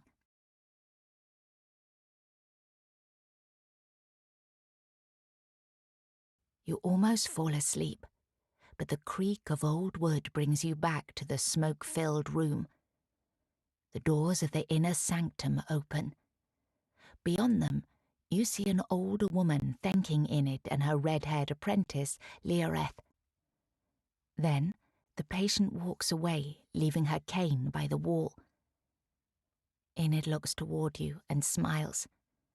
A few irregular golden patches on her chin glint in the candlelight. She makes no effort to disguise her gift of divinum, and considering the faint glow behind her head, she may be one of the most powerful wielders on the frontier. Enid opens her mouth, as if she was about to summon you.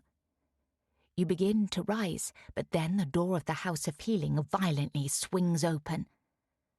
A cold draught enters the room, blowing out some of the candles.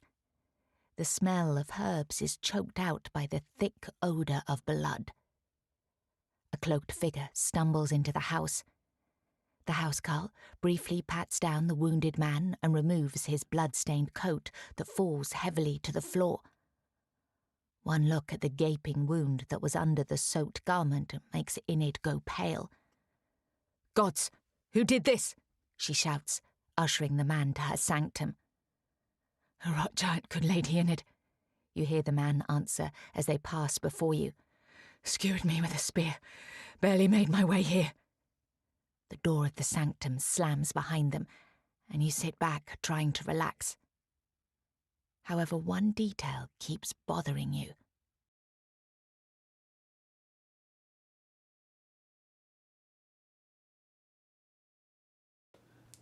If you have marksman, subterfuge, or nature. Marksmanship. You have marksmanship? Yep. Sweet. You try to relax and await your turn, but your mind keeps going back to the mysterious man.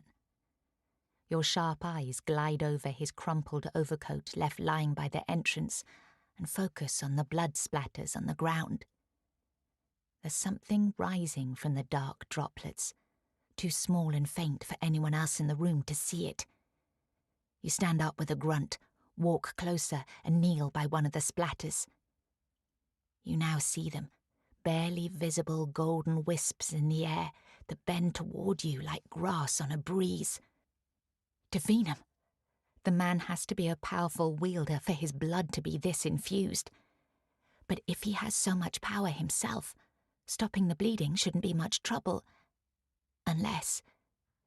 You spring to your feet with a chilling realization.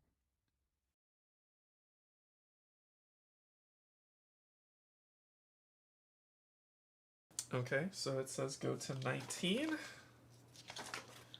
When we did... If there's only one character in play, go to 17. Is there only one character in play? No, there's two. You're not the only one to rise up. Some other patrons of the house also noticed some suspicious details and sprang forth from their seats, ready for action. For a moment, your eyes lock, and you give each other a nod. Whatever happens, at least you won't have to face it alone.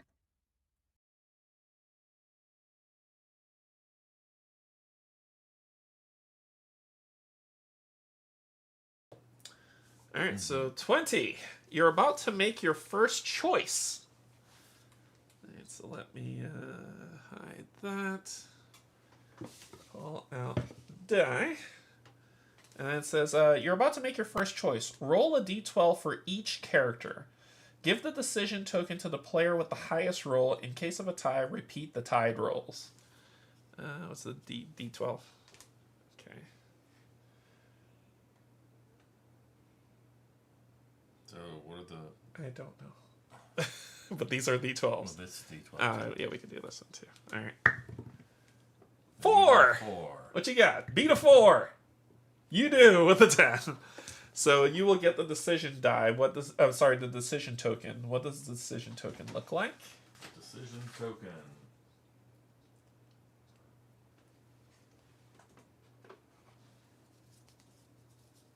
It looks like the symbol that's on our box, our pouches.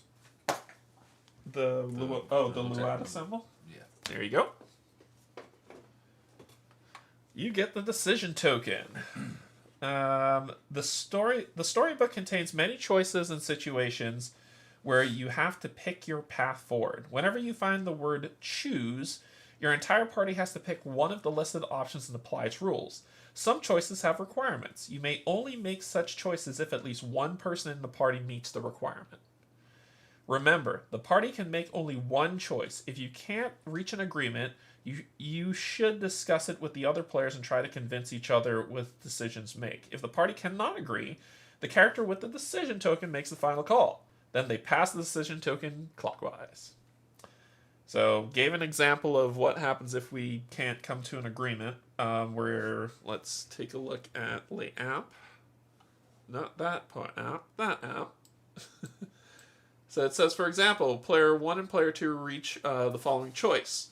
Requires choose, requires slide a hand check, pick the lock, requires athletics, break the lock, or ignore the lock and leave. None of them have the sleight of hand keyword, so the first person's unavailable. First choice, the first option's unavailable. Player 1 has a character with athletics, so the second option is open, just like the third one with no requirements. The players discuss it, but are unable to convince each other what would be right. Player 1 uses the decision token and picks the middle option. He can he can do this even if he personally doesn't have the athletics keyword. However, the decision token then goes to player 2, who is free to use it in the future. Go to 33.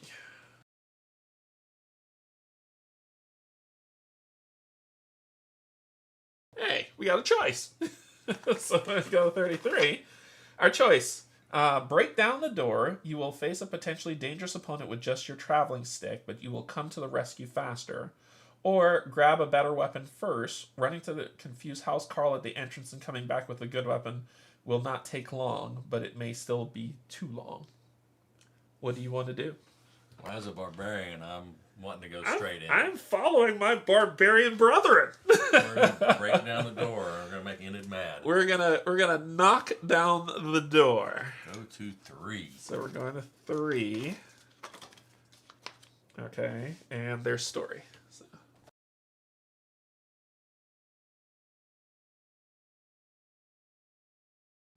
You will face a potentially dangerous opponent with just your travelling stick, but you will come to the rescue faster.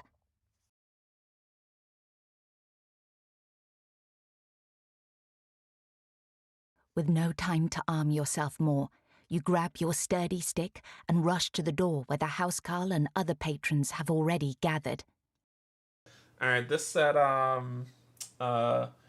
each character moves their club, staff, sling item from their pouch to their character board, any side up.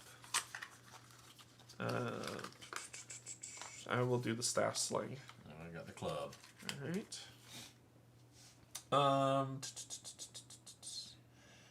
The basic weapon is identical for all characters and has 2 sides, a melee side club and a ranged side staff sling. Decide which of them to use and make sure the chosen side faces up.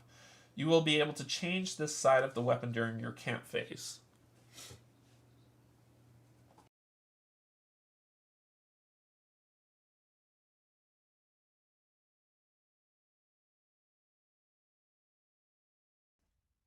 Enid always locks the door to her study with a simple chain lock when she's seeing a patient. It shouldn't take much force to break. You make a running start and smash against the locked door of the sanctum with all your might. I had mute on? I had turned it off. I thought maybe I was wrong. Oh, did I screw it up? I hope I didn't. Usually they tell me if they can't hear me. So we're bashing against a door. Okay, so it says tutorial, go to 21. Alright, so we need to deal with what's happening on 21.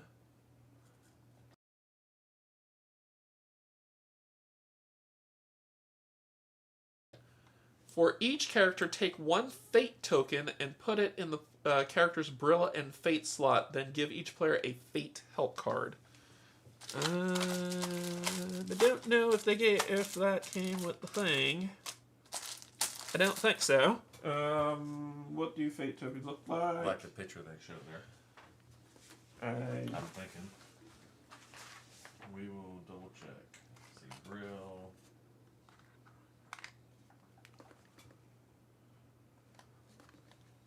Yeah, I don't. Fate markers or tokens are the white dome looking things. What do they say? Oh, these. Okay.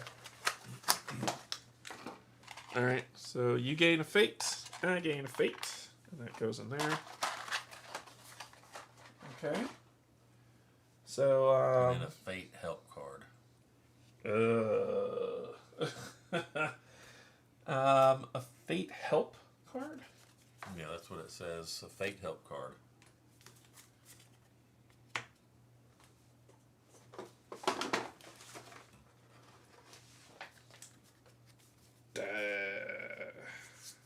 I'm assuming it's the same size as the other ones, because it's showing 3 different help cards. Let me see what it looks like. It looks like these. And it's showing 3. Yeah, there's 3. Oh, here. Got it. There it is. Got it. So Fate and Terror. You will say taint. You will say taint. A taint card. You need a taint card? All right.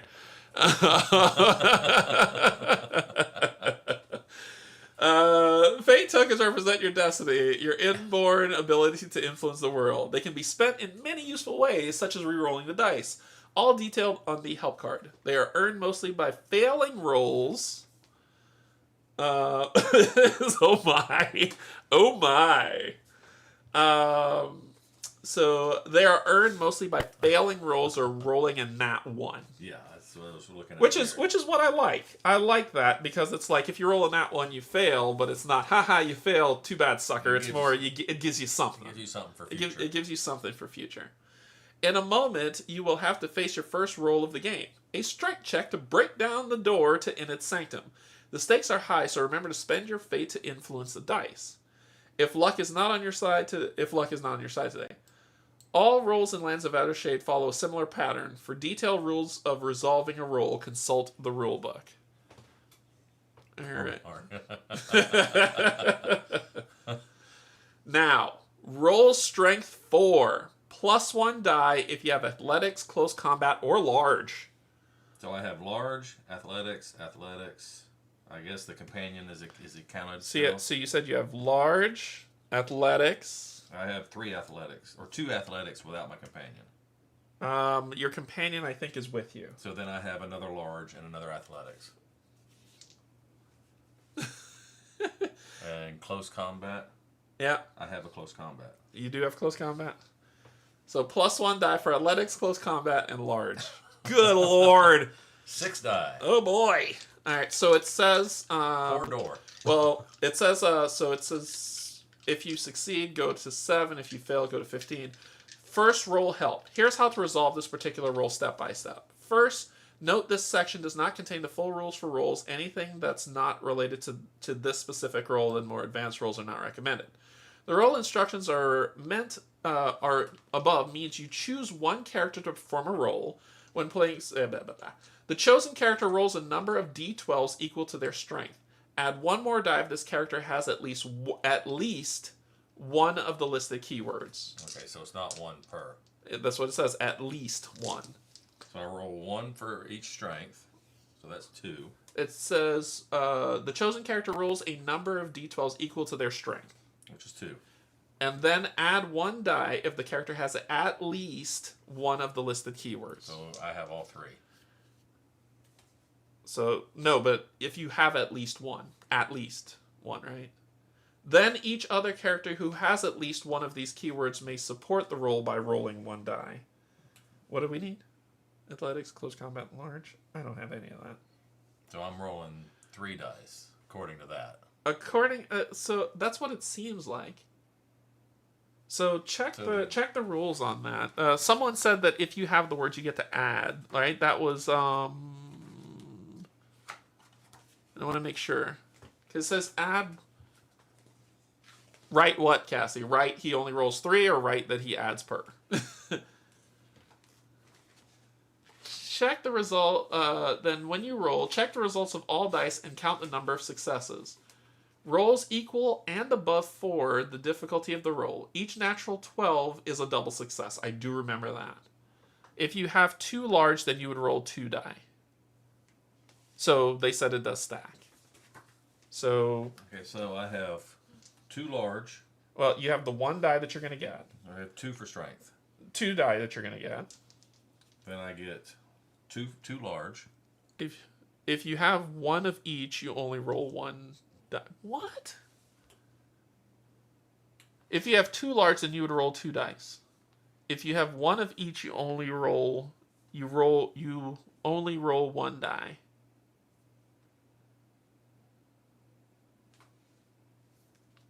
Rule book. Rule book. Now there's an example. Page 12 or 13, I think, somewhere in that general area. It's fate. 16, I think. 16. Party expiration. Rolls. 16. Yeah, it's at the top right of page 16. Page 16. All right. When the character that resolves is not specified, the party has to select 1 character to perform it. Other characters may support the roll if they meet the condition. Roll the following instructions below. This character takes a number of d12 dice equal to their attribute, matching the 1 in the roll. Apply roll modifiers if the character meets conditions. Most roll modifiers are positive, providing additional dice or lowering the difficulty level. However, some are also negative when applying those. The character performing the roll has to apply each modifier for which they meet any of the listed objectives. So this example says, a dwarf character who has 3 charisma and keywords Cityborn, Charm, and Diplomacy performs the following roll. The player with Cityborn, Deception, and Merchant rolls for charisma 8, plus 1 die, Charm, Diplomacy, Midler. After applying all attributes, they roll the dice. 3 for charisma, plus 2 for meeting conditions, plus 1 for each charm they have. They cannot benefit from both charm and diplomacy at the same time. So they choose as it gives them a better bonus. That's how you do it. Yeah, so if you have more than one of the keywords, you just roll 1. If you have multiple, you roll that many. Yes. So basically you need to choose the keyword you're going to do it for. So use the keyword that you have the most of. Athletics. I have 3. So you have 2 for this, and then athletics you have 3? Yeah, athletics. Boom. You roll 5 dice. All right, so does that sound right?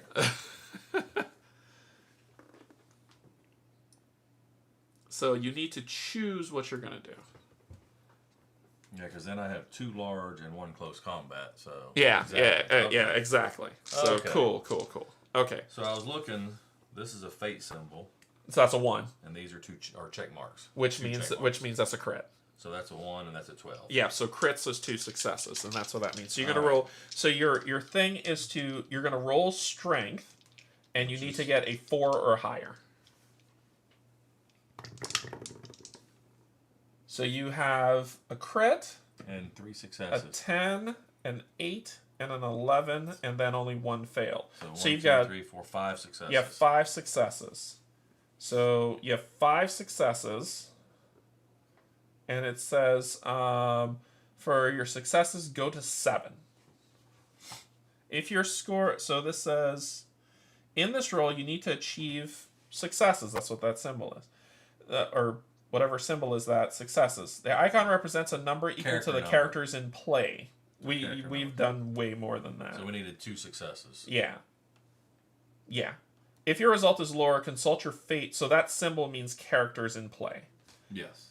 Once you're satisfied with the result or decide to stop re-rolling, characters gain fate for each natural 1 on their dice. So even if you pass and you roll a 1, you get a fate. Okay. The rolling character gains one fate more if the roll was failed. Now, based on your final number of successes, there are 2 possibilities. All right, cool.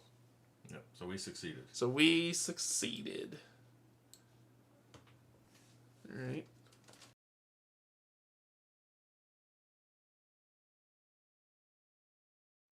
The door springs open.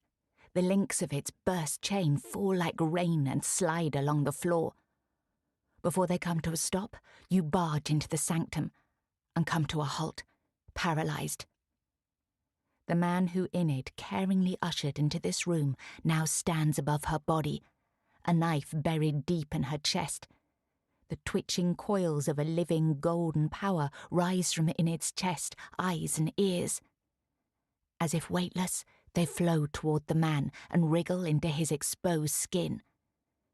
With his head thrown back, the murderer barely sees you, consumed by the pain of the bonding. A deep wound in his gut begins to close, covered with faint golden strands. Enid hangs dead and limp in his hands. You clench your fists, ready for action. So we're going to beat him to a pulp, right? Yeah. Okay, cool. Gotcha. Violence is always the answer. Each character takes 1 hot bar. The hot bar has 7 slots divided into 3 types. Oh, that's this. Okay. No, This says 10 slots. Because it says when placing cards in it, make sure to put them in the correct slots. Oh, okay. Light side up and dark side down. Each character with a club item moves their bash action card from their pouch to their hot bar. You don't have a club. Oh, that's right. Whatever. Each character with a staff sling, thank you, Move shoot. will shoot. You don't know me. All right. So I'll move shoot into my hotbar. These, I'll just put them beside it here. Yeah. All right. So this is gonna go. Remember, you got to match your symbol. So this is gonna go here for me. Yeah. All right. Each character with any other equipped item moves the card listed on the back of the item to their hotbar. For each character, move all other action cards with numbers starting with B from their pouch to their hotbar. That's a support. P1. All the B1s. It should be all but one. Yeah. Alright, so I'm not taking Bash with me. Limited endurance, clumsy thingamadoodoo. Well, you can always switch to club if you want. Support. My character is purposefully never going sword. Okay. I will be ranged and magic to build that out. Okay. All right. So you got yourself lined up. Yeah. Yeah, I'm not gonna take shoot. I'm like you. I'm never gonna use it. Yeah. Yeah, because my other one is a P. You should. Yeah, my other one is a PP. And shoot as well. You have more No, than shoot me. is a B. Oh no, you have the same as me. Okay, gotcha. I thought I messed up something. Okay, depending on your race, these will include different versions of stuff. If you have too many cards to fit in the slots, leave some in the pouch. Go tutorial, go to 27. Okay. Which it'll probably say tutorial. Yes. Each character gains Terror. a terror because we witnessed something horrid. I guess that goes here. All right, so 27. Thank you for putting that up top. You just gained some terror. It's gonna tell me in the app, so I might as well pull it. You've just gained some terror. These tokens represent negative mental influence exerted by some opponents in situations and are placed in 4 boons and terror slots next to your character portrait. In the same slots, you also place positive boons. Whenever you gain terror and you have no free slots to place the token in. Sorry, I read weird. Because there was a period there. In the same slots, you also place positive boons, period. Whenever you gain terror and you have no free slots to place the token in, if all 4 slots are taken by terror, ignore the excess tokens. If some slots are taken by boons, discard a boon before you slot in the terror. So it limits you. It limits you. After gaining terror, if all 4 slots now contain the terror tokens, your character is at risk. Use the terror help card to determine the random outcome, which will probably for me mean death. Most of these outcomes cause you harm and heal some of the terror. Some also grant the trauma token placed in the same condition slot as the injury tokens. Anytime your character gains a condition, when all 3 of the condition slots are filled, they die. Hint: some effects can prevent and heal terror.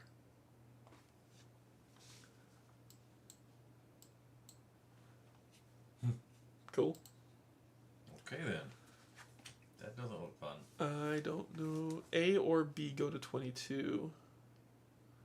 I think that's for the... Oh, that's for the storyboard. That's for this. We don't have either. We haven't put this out yet because we have nothing to put it in yet. Okay.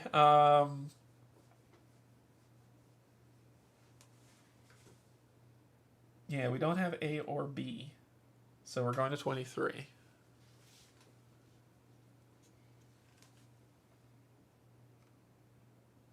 That's weird. Am I supposed to hit the X? Hello. Hey, Joanna. Glad to see you healthy. I'll say healthy-ish. Is it 22 or 23? Both of them go to the same thing.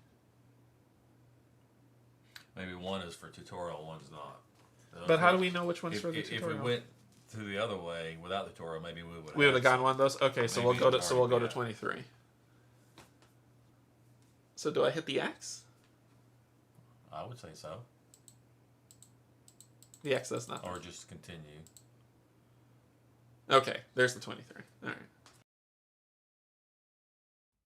Behind the killer and the victim, Enid's teenage apprentice sits in a pool of blood. With a pale, terrified face, she pushes her hands down on the nasty slash on her thigh.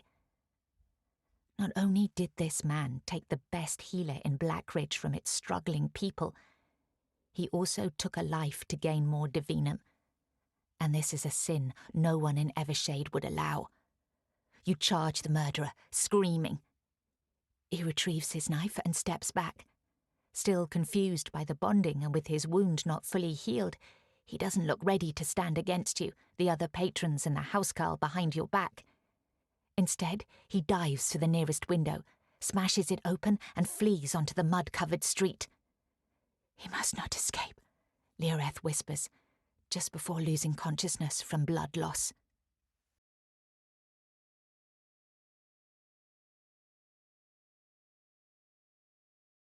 Yeah, that's a dead man.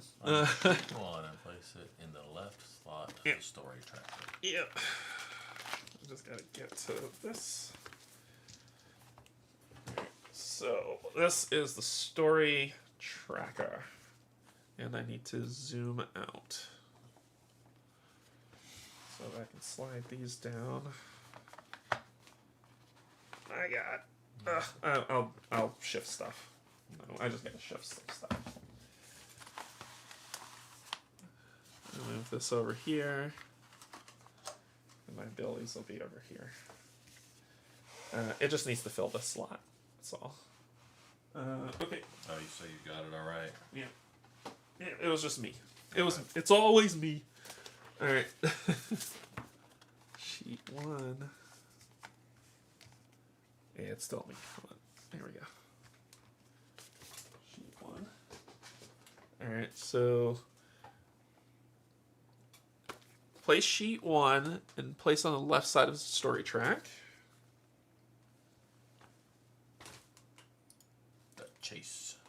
Tutorial. The game may use up to 2 sheets at the same time, placed in slots on the left and right of the story track. Please ensure one of these 2 sheets remain free in case you need to place another sheet. Tutorial. Most sheets contain a set of spaces for the models and a set of actions you use while on the sheet. You'll find more information about them in the rulebook, but for now, take note that double lines are impassable. It's these Yeah. that are here. To the bell tower. So, well, it's not, it's just these. Yeah, so the bell tower we can't get to. You can't get to the bell tower. And I think that's about it.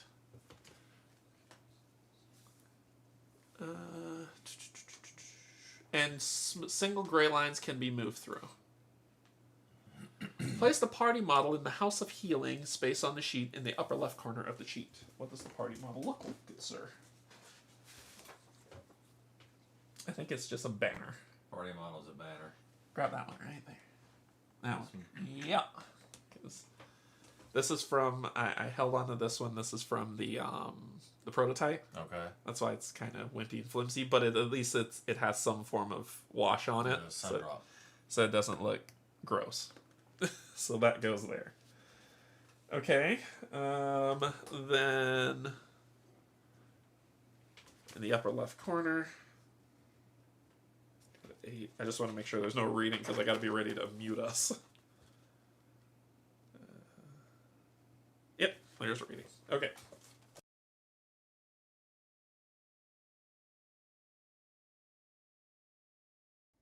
With this amount of divinum, the murderer is incredibly dangerous, even though he'll suffer the side effects of bonding for a short while. You don't want to spread thin. You'll have to choose what to focus on. Saving the life of Enid's apprentice, Leoreth, alerting the town to the crime, or rushing after the killer immediately.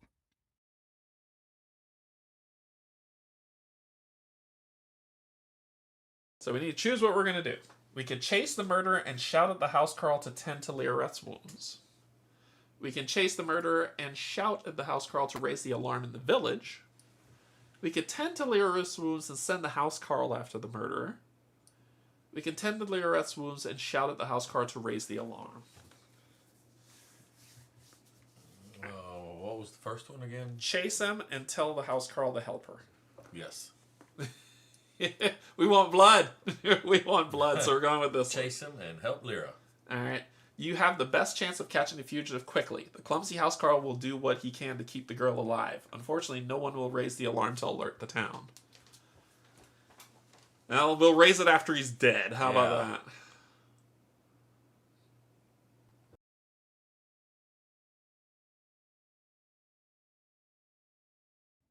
You have the best chance of catching the fugitive quickly. The clumsy housecarl will do what he can to keep the girl alive. Unfortunately, no one will raise the alarm to alert the town. You snap the housecarl out of his stupor with a harsh command. He lunges towards the wounded girl. Then, driven by wrath, you burst onto the street in pursuit of the fugitive. The murderer picks up his pace, racing towards the labyrinth of narrow streets separating the House of Healing from the town centre.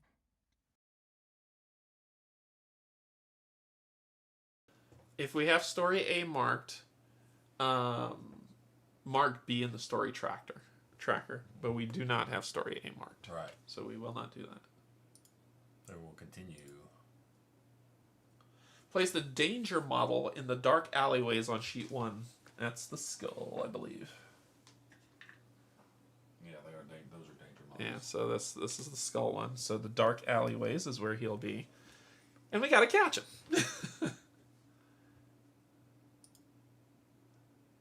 Go to 51. The chase is on. With the high walls surrounding the town on all sides, you realise the enemy's only hope is to reach the town gate before it closes. This gives you two options. You can either try to catch and take down the murderer alone, or reach the gate before him and stop him there with the help of the gate watchers. The dark, sleepy town extends before you with its narrow alleyways, rooftops, and a checkerboard of backyards. You see two main paths ahead. You could vault over into the cattle pen, if you're not afraid of its panicked inhabitants. The only alternative is to enter the narrow alleys of a poor district.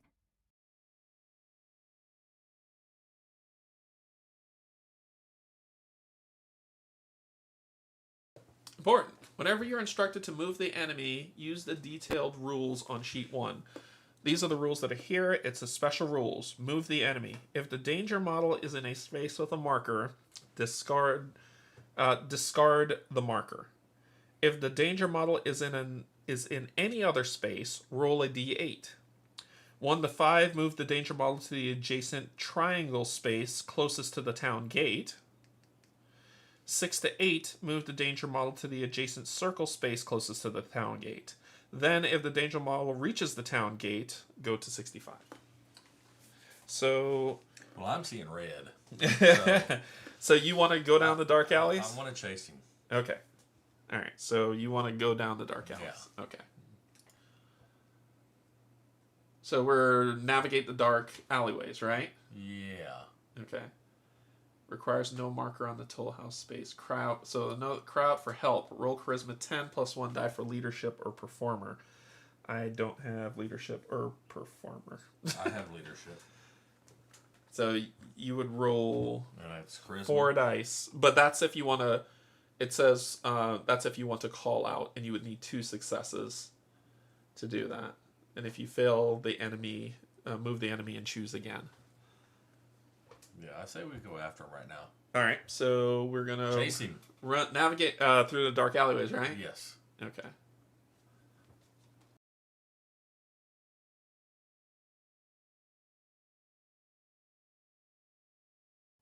It's easy to get lost in a web of small, nearly identical alleyways. Roll intelligence 9 plus 1 for city born or sleight of hand. I have city born, and my intelligence is 2. I have neither of those. So you're better. You don't have either, so I'll roll 1. So, city born or sleight of hand. So I have intellect 1. No, I don't have. And I have city born, so I'll be rolling 3 dice. You want me rolling this check? You have a better chance. Ooh. How many successes we need? 2? For this, it says roll intelligence. If we have 3 successes, we go to 52. If we have 1 success, the enemy will move and we go to 52. And if we have no successes, the enemy moves twice. Get it. And you go to 52. Get a success. You have I at least need 1 success. Oh, I'm going to vomit. And I need a 9. Double. Double crits. That's 4 successes. 4 successes and an 8. What? Look at that. Woo! Oh, you bastard. Wow. Look at that. That is insane. All right, well, we got 3 successes. We got more than 3 successes.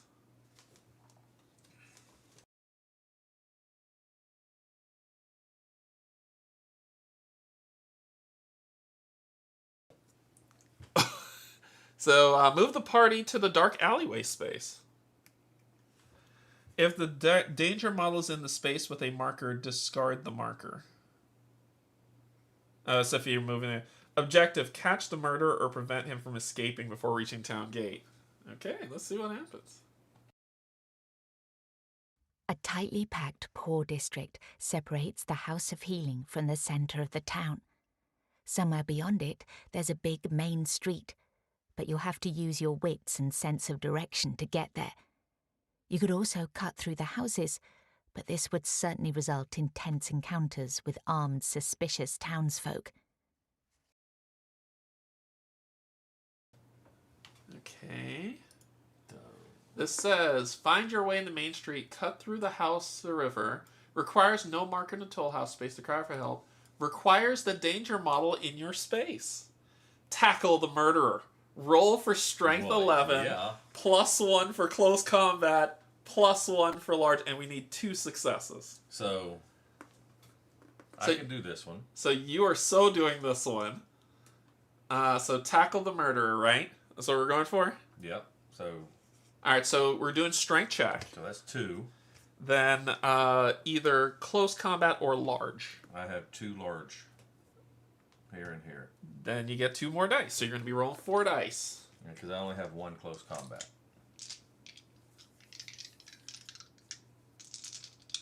Okay, so this says, yep.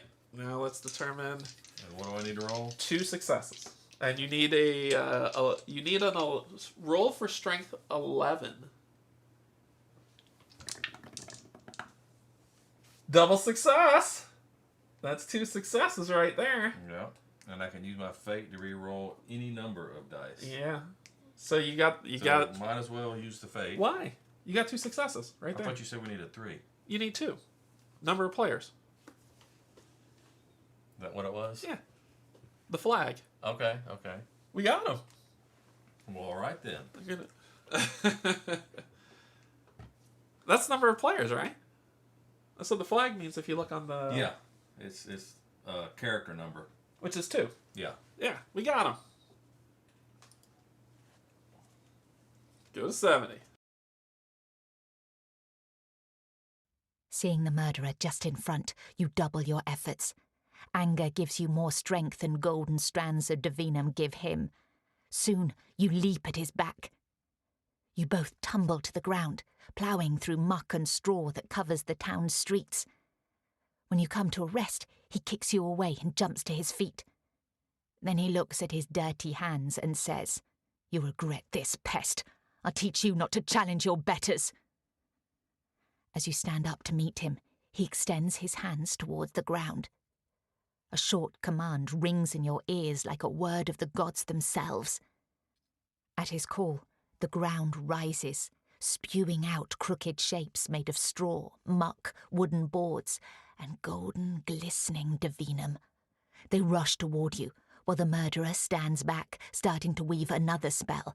He truly is a powerful wielder. Now that you see him better, something in the look of his slender, harsh face seems familiar. But you have no time to ponder this now, as you prepare to face him, and his constructs that seem to be leaking hastily bonded divinum. There's a lot of raw power now spread around the area, Maybe you could use it to even out the chances. With most of your equipment left behind in the House of Healing, you need every advantage you can get.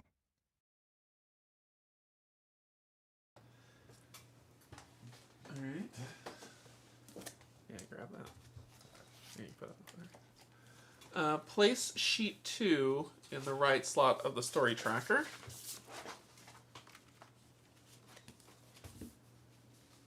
Streets of Night Bloom Crossing.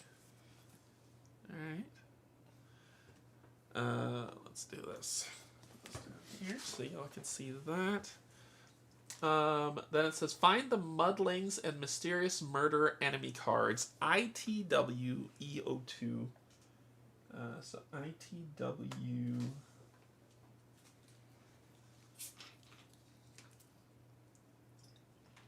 Yeah, but how do you know the numbers?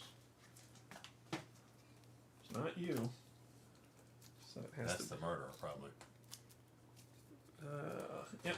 So we need to find these cards. I cannot get. I hate these ones. There we go.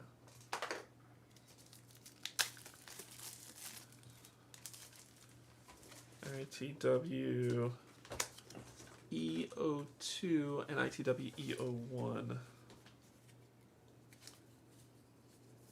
It's got to go this way. EO2, EO1.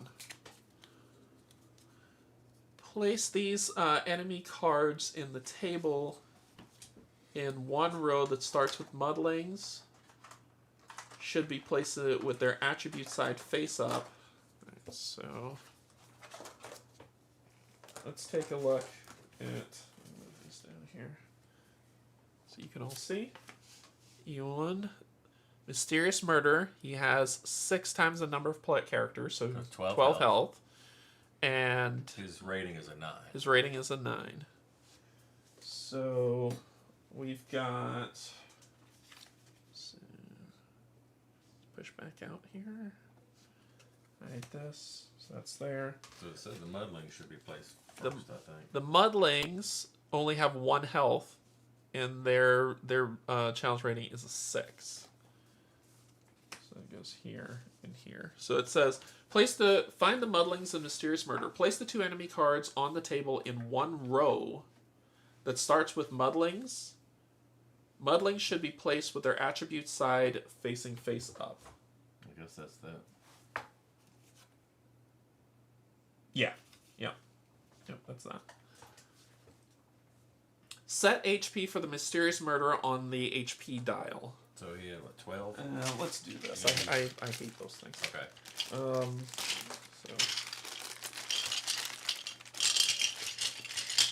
here you go. Well, that's for him.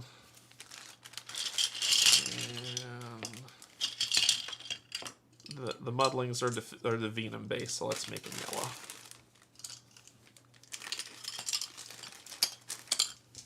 Hit point. They only have 1 hit point. Oh, so it doesn't matter. Yeah, we just have to hit them once. Yeah. Okay. If characters is 4 or more, place rally ECO1 at the end of the enemy card line. Okay. Find the enemy activation cards for Mysterious Murderer AO1 and AO3 and place them face down below the card with AO2 card on top. Yeah, 2 and 3. 2 and 3. Enemy activation. That's these cards. Face down below. I guess we can put that there for now. So he's got 12 health and we've got 6. So 12 between us. So together we might be able to kill him. So AO2 and AO3 face down with AO2 on top. That's this for him. Oh, it actually says it right there. Yeah, and then AO1 for the muddlings. Face up. Find the enemy activation cards for muddlings. Shuffle muddlings AO1. Shuffle them and place them face down below the card. There's only 1 AO1 card. So what do you mean shuffle? Probably need to look at the errata. What am I shuffling? There's only 1 AO1 card. It could be like a standard. Most enemies have more than 1. Yeah, but this is a tutorial. Why have Is shuffle? that face down? But does it matter? It's one card. Oh, okay. So I was like, check the errata there. shuffle them and place them face down below the card. So if I look at the errata for this, player's handbook, card components, setting off new party. After setup C, players should also resolve the following steps. Each player replaces their starting companion, one next to the card number with advanced companion. Because it says, so here's what I'm reading, because we missed this one for this one. That's for the Song of Luana adventure. We're going in the Whitewell. Sorry, that's two. We're this one. Here it is. Entry 70. ITE. We don't have entry 70. Yep, there's no errata for that. Yeah, there's no errata for that. Sorry, I read the wrong one. Yeah, there's no errata. It's a shuffle. If there's only one, I mean... Sure, I can shuffle one card.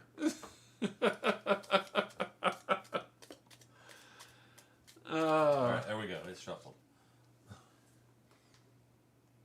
Because it says, place them face down below his card with AO2 card on top. And then this one, AO1, shuffle them.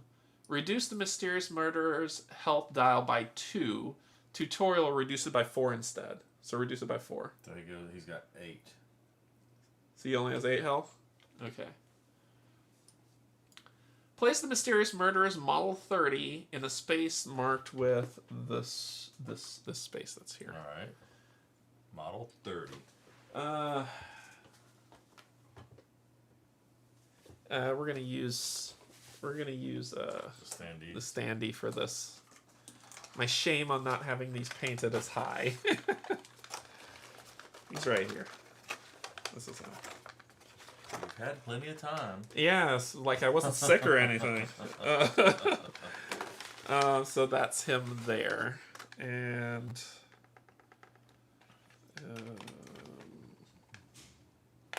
so it'll be 3 mudlings.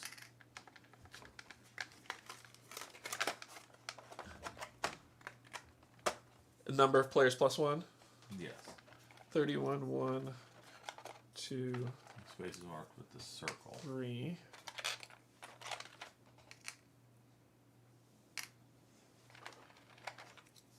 I can't do it.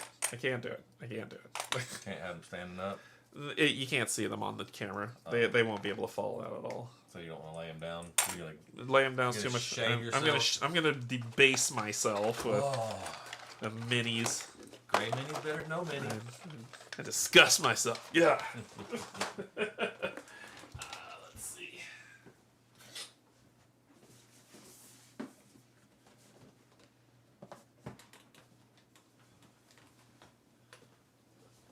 It'd be these here. Disgusting. Look at this. Deplorable. This is him. Come on, you. We need our That's minis. him. We need our minis also. Okay. Oh, and you need the 3 mudlings. mudlings as well.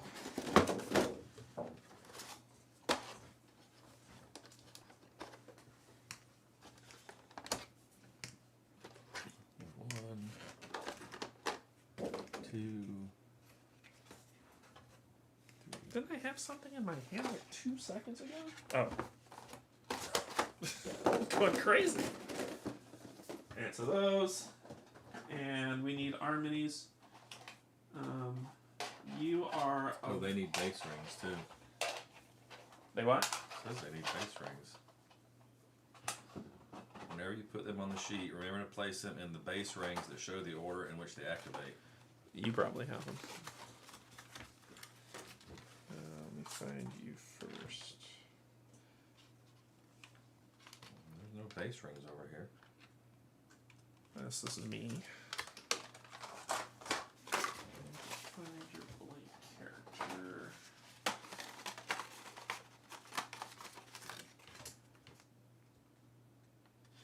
That's you.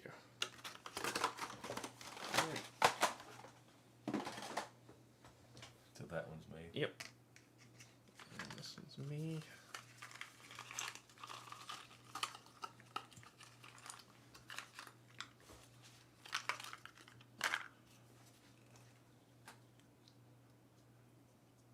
All right.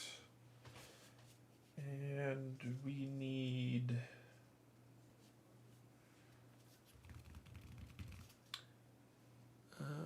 sorry, you said something about base rings? Yeah, it says, and you'll get to it in the thing. Okay. Mysterious murder placed on that. +1 muddling placed on all the circle spaces. Yeah, and then under tutorial. Minions such as muddlings have only one enemy card, but multiple models. Whenever you put them on the sheet, remember to place them in the base rings that show the order in which they activate. I don't think these are the base No, rings. those are activations. We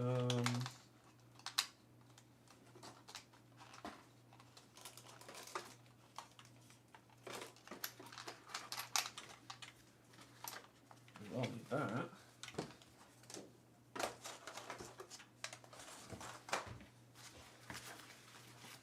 Yeah. Cassie. What? Unpainted minis? Heresy! A nerve! Let's see if it's in here. Yeah, I don't see nothing in here. Universal markers or tokens. Oh, here they are. They actually have stuff on the side. Oh, okay.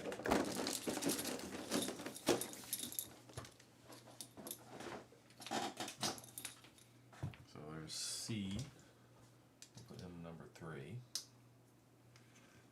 And for people who are wondering, on the side, there's the thing that's There's there. A.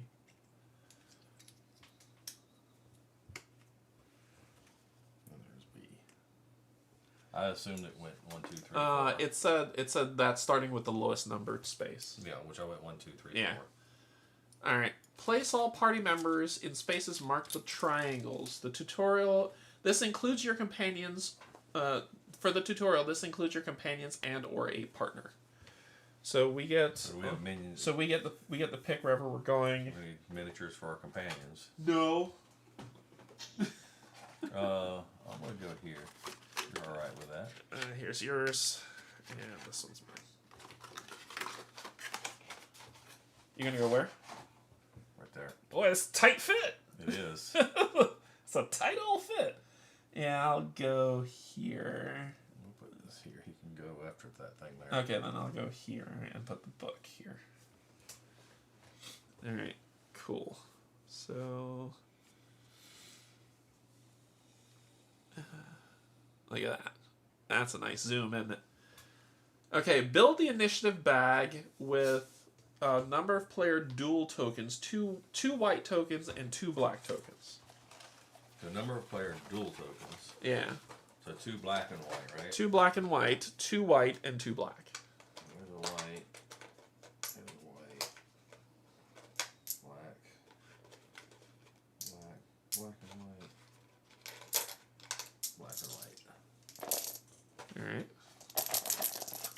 Cool.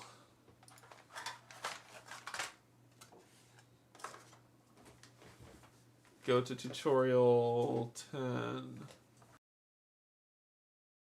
You are engaged in your first combat. Combat Lands of Evershade is a fast-paced engagement that takes place on a tactical sheet with a movement grid. For your first encounter, simply follow the steps below. All instructions that require you to do something are marked in bold. Activation in rounds. Combat is played in rounds. Each round, players draw black and white activation tokens from the initiative bag to determine whether a character or the enemy activates next. This lasts until either each character or each enemy has been activated at least once. Until at least each character or, not and, or each enemy has been activated. At least once. Then the side that did not activate everyone performs its remaining activations. Okay. Finally, the round ends and all activation tokens go back in the initiative bag, so see the rulebook for more detailed information. During each of these activations, a character makes up to 2 actions. Now let's make the first activation of this combat. In this tutorial, instead of drawing a random token, take a white token out of the bag. So it's going to kind of say go in our order. So we'll pull a white token out of the bag. Okay. With a white token, you can activate any character that has not yet activated this round. Choose any character and place that activation token on the board to mark they are activated. When playing solo, you can pick either yourself or your partner. If you choose them, place the token on the partner board. Yeah, you're going first. Right here. So you're going first. Okay. First action, move. The activated character now makes the first of 2 actions. You will find most of the available actions on your actions cards. However, some also display on certain tactical sheets. See the Divinum Blast action printed on sheet 2, or the help cards for examples. Oh, down here. So here, this says Divinum Blast, Divinum spell, once per activation. Roll for intelligence and Divinum 10. So you're going to roll your Divinum die and make an intelligence check. If you get 2 successes, deal the Divinum die number plus 1 Divinum damage. You gain 1 of those. 1 terror. 1 terror. If you fail, deal half your Divinum die as damage. You gain 1 terror. And this is 1 in any range. Okay. So basically we can use the power if we want to blast them. Our job is to kill him. These are just fodder. Right, okay. So if we defeat him, we go to a number. If not, we don't. To start, let's make a move. When you make a move action, simply go through a number of spaces no higher than the mobility attribute or mob on your character board. The detailed rules of your movement can be found in the rulebook, but for now, remember that. You can't move diagonally. You can't go through impassable borders marked with double lines or through an enemy. You can move through other characters and companions. The place you will move to depends on your weapon. If you have a melee weapon such as a club, you need to approach it. You need to approach a muddling, regardless of where you place the character models during setup and the value of your mobility. There is at least 1 within your range. Move your character a number of spaces no higher than your mobility, so that you stop on an empty space adjacent to a muddling. If you have a ranged weapon, move your character as far from the muddling as possible. Okay, so I will go. I'm gonna go here. Okay. Honestly, I wouldn't have aimed for them, but Well, I wouldn't but the tutorial's saying to do it. Second attack. As the second action of the activated character, will make an attack against the muddling. Throughout the game, characters will learn many offensive maneuvers and powerful spells, but in this first combat, you're most likely limited to 3 ways of causing damage: your basic bash or shoot action and the special Divinum Blast action. For now, let's resolve the bash or shoot action card, depending on which one is the active character has. Note that it requires a melee or ranged item token and targets 1 enemy on an adjacent space or in a specified range. The card asks you to make a standard strength or agility roll. So, roll a number of d12 equal to your attribute. Count the number of successful results equal to 6 or higher, since 6 is the difficulty level of the roll, which is on the muddling card. You may use fate to re-roll if any other character has the combat insight or crucial combat insight reaction. I do. I have combat. Yeah. Reactions can be used even outside of your activation. If you have no results equal to 6 or higher for the purpose of this tutorial, set 1 of them, but let's see what we got first. So you're going to roll 2 dice for my strength. Okay. We got to zoomed out. And we'll put this here. Okay. Alright, so strength of 2, I roll 2d12. Is there anything else you got with that, or no? No, it's just what it roll is. for strength. No And bonuses. 1 deals a damage. Okay. A 3 and an 8. So there's 1 success. So there's 1 success. Add any damage modifiers you have on the item used in the action. +1. So you get +1. Yeah. So that's 2. A club increases attack by 1 while a staff has no modifier. Deal that much damage to the muddling. Since it only has 1 HP, it's most certainly dead at this point. Discard the muddling from the sheet. After using an action, reaction, or support card, you always flip them to the other side. Should be blank. Flip your used action card to the dark side. It will refresh at the start of your next activation. If you activated a partner and used their action, flip the companion card instead. Continue. I guess we're not going to be using the companions for this.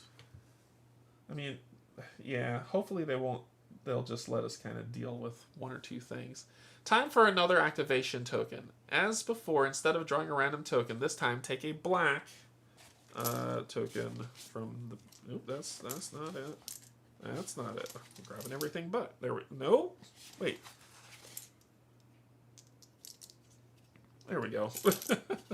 I get this right. So get a black token. Out of the bag. With the black token, you can activate the leftmost enemy card without a token. Place a token on the muddling card. All muddlings are now active. Resolve the top card of the enemy activation deck under the muddling card. So we'll grab this. Put it here. Okay. There's only 1 card, AO1. The first part of this card, Advance, moves a muddling. Move a muddling who is the lowest in the alphabetical order up to 2 spaces towards the nearest character. If there are several characters the same distance away, you choose where the enemy goes. All restrictions that apply to the movement of the characters also apply here. Muddlings can't move through impassable borders, they cannot walk diagonally, and while they can walk through each other and the murder, they cannot pass through characters or companions. So what was it, the lowest number one or the closest one? It says the closest. Okay. The closest character. Now, for the second part of the card, Clumsy Bash. The muddling you just moved strikes an adjacent character of your choice for 3 damage. The difficulty of this attack is 6. If a muddling has no adjacent character, it simply doesn't attack. The attack character should use a defensive reaction card such as Dodge or Endurance. Resolve the chosen defensive reaction card to reduce the damage or even completely negate it. The difficulty of the defensive rolls is equal to the difficulty of the attack, which is 6. Okay. So you need to do that. Oop, wrong thing. Okay. So what are you using? So for endurance, 1 success would prevent 1 damage. 1 damage. For dodge, 2 successes prevents 3 damage. Okay. And that's an agility check or a strength check. Well, 1's strength, 1's agility. Yeah, I can And they're use... both, I mean, both of mine are 2. Yeah, I can use Crucial Combat Insight to support with 2 dice, potentially. So you need to roll a 6 or higher to negate some of this damage. So right now you're at... So it's hitting me for how much? 3. 3? So I guess I'm going to try the clumsy dodge. Okay. Which is roll agility, which is 2. Minus 1 die for armor, which I don't have any armor. And 2 successes prevents 3 damage. Alright, so... Did you want to support or not? Or do you want to maybe wait till we fight him? You tell me. You tell me what you want. Let's wait at least this round. Okay. So you need a 6 or higher. A 9 and an 8. So you block 2 damage. No, I blocked 3. Prevent 3. Oh, you got 2 success. Sorry, I thought you were using this one. My bad. I needed 2 successes to prevent 3 So you damage. block all damage, and you flip that over, I believe. So what does that say on it? Anytime, pay 1 fate to refresh this card. Okay. So, if there's any damage left after using a defensive reaction card, apply it by reducing the character's HP by the same amount. If the character's HP drops to 0 at any point of combat, apply the knocked out rules from the rulebook. Repeat steps A and B for the rest of the muddlings in alphabetical order. So they're moving how far? Their move... Two. Up to 2 spaces to the closest character. So is it moving towards your companion? This one? Oh, character, which is me. Characters aren't companion. Companions aren't characters, are they? I don't know. Did it attack your... Low today. The what? Volume's a little low. It might be me. Will, you still can't hear me? It's still sounding super low? Or can you not hear me? I don't know. It should be sounding loud. Huh. Let me check. Is anybody else hearing like low volume for me? Oh, Mark is low. Yeah, Mark talks low. Yeah, I try to talk loud. I don't always succeed. Yeah, Mark is a quiet. I'm the loudmouth. Mark talks quiet.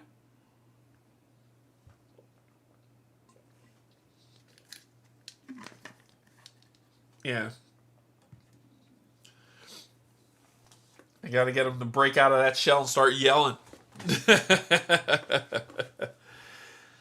I think characters, it just says each player controls a character. So these are companions. These aren't characters. So it's going to move 2 towards the closest character. So this is 2, 3, 4, 5, 6. 1, 2, 3, 4, 5, 5. 1, 2. That's it. So companions aren't considered characters. Well, they got it sound turned down. When you get excited, it's Woo! Woo! Yeah! All right, cool. So that's both of them that we're doing. That we finished that out for. Then elite activation. Time for the third activation of this fight. Take a dual black and white. Black, white. Out of the bag. This token becomes black or white depending on the number of other activation tokens placed on this round. If there are more black tokens on enemies than white on characters, the dual token turns white. So it goes to the lower. It goes to the otherwise it counts as otherwise, even if it's a tie, it counts as black. Okay. So that's the only time it counts is if there are more of them activating than us. Then it's a white. Otherwise it's tied, so it immediately goes to black.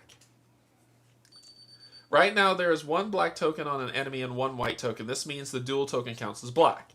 The muddling cards already has 1 black token, so you should place the black token black side up on a mysterious murder. Mysterious murder is now active. Resolve the top card of the enemy, which is AO2. Surprise, surprise.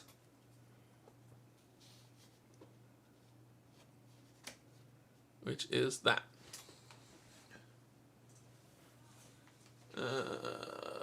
So it says, first part of the card, fall back. Move the mysterious murder up to 2 spaces away from the closest character. So it's going to move 2 away. You decide the specific path of murder, but keep that in mind. Standard movement restrictions apply. If several characters are the same distance away from the murder, you decide which one of them is the closest for the purpose of the move. So we can't lock him in place. He's just going to say, you're close, so he's going to move this way. This means sometimes running from one character can move the murderer closer to another. Now for the second part, Power Bolt. The murderer targets the closest character, which is you. Me. He strikes the target for 4 damage. The difficulty of this attack is 7. The damage is equal to, it says the damage is equal to half. Oh, it's half. Half of the number of characters in the game plus 2, so it'd be 3. Plus 2 with a bonus plus 2. What? Alright, I gotta show this. So it says, he strikes the target for number of players plus 2 damage. The difficulty of this attack is 7.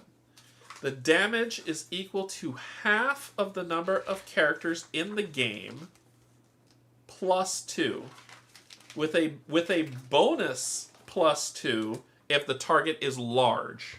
I am large. Oh, that's going to suck. Yep, so he's hitting you for 5. Nope, more. Yeah, 5. Note, fractions are always rounded up. So it's 1 + 2, 3 + 2, 5. Okay. As before, each attack character should use a defense. Yeah, please note that for some player counts, some characters could have already used up both of their defensive reactions. They will either have to take the full damage or pay fate to refresh one of the defensive reactions. Some of the characters may be in cover and will have an easier time defending from this attack. You're considered in cover whenever your character's in a slot with a double line along at least one of its sides. No, I'm not. The character is in any space on the sheet that the other character that's on the other side of this line, including diagonally, which you're not. Yeah. Example, yeah, great examples. Cover gives you 2 shield. If the enemy has cover from you, they also gain 2 shield. Finally, let's resolve the third part of the card, which we're not going to do. You got to do damage first. Okay, so I think I'm going to spend a fate To flip that? Flip clumsy dodge back over. Okay. So here's that. I'm going to. And I am going to request a help if you don't mind. I'm gonna do the support. So I add 1 die. So I'm gonna roll. You're gonna no. My support. It says support with 2 dice. Okay. So that's what support So says. that could block 6 damage. That could take out 6, but you're coming at 5. All right. So I need. So how much are you rolling? 4 dice. Okay. 2 for agility and 2 from you. Yep. And it said beat a 7, even though his is 9. I think it was lower for the tutorial. For the tutorial, it did say 7. The attack difficulty is a 7. We got an 8, a 4, a 6, and a cock die. And a 3. So Taking 5 damage, I guess. no. Because I got no way to re-roll. Because that's going to flip. Oh, then don't use it.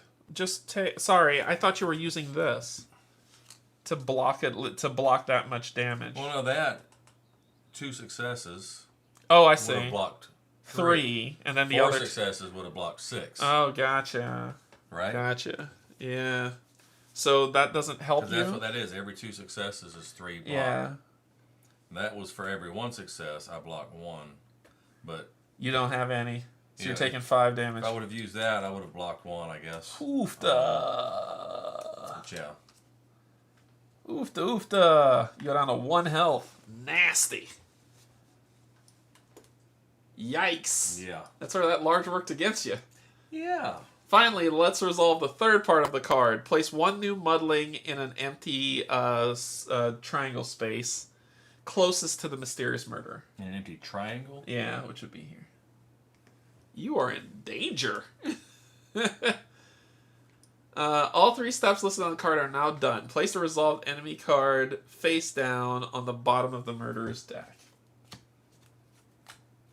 Ooh, that stung. Yes, it did. Now that the first moves have been completed, use the combat help card. Basically, we're on our own. When all characters or all enemies activate, the round ends. So all that's left is for me to activate. It says it. Okay, so a couple things to read. Now that the first moves have been completed, use the combat help card and the rule book to resolve the remainder of the fight. Keep in mind that when all characters or all enemies activate at least once, the round ends and you should perform the following steps. From left to right, activate any enemies or characters who were not active yet. Return all activation tokens to the initiative bag and mix them. Card refresh at the start of your activation, not at the start of the new round. So only when you activate, you flip those cards. And the last, let's see. If you choose to be the first active character during round 1 and the last during round 2, you will have only 1 set of cards available for almost 2 full rounds. Okay. No, he didn't activate his pet. Yeah, the tutorial didn't tell us to. The But I tutorial- will next time for sure. Yeah, the tutorial didn't tell us to activate any pets. Can you? It said, according to the rule book, you may activate companions before or after your own activation. All right, well, do your thing. But I wanted to get through the tutorial part first, and now It kind of left us high and dry, though. it did with that. With that, I say activate your pet. Go ahead and activate it now. Yeah. Because it didn't tell us to, but it made no. Why wouldn't it? Well, he's got a mobility of 6. Okay. So 1, 2, 3, 4, 5. You know, we'll put him here. Okay. Then have him do his claw strike. All right. Roll for strength. So he uses my strength. Yep. 2 dice. I'm looking for an 8. Okay. Right? Yep. Whatever number's in the thing. Difficulty level. Yep. So I can't ever get 3 successes. Well, yeah, I can actually. He doesn't have any shielding anyway. He has 2 shielding. He's up against the wall. Remember, he's got cover. I don't think it works that way. Yeah, you read it.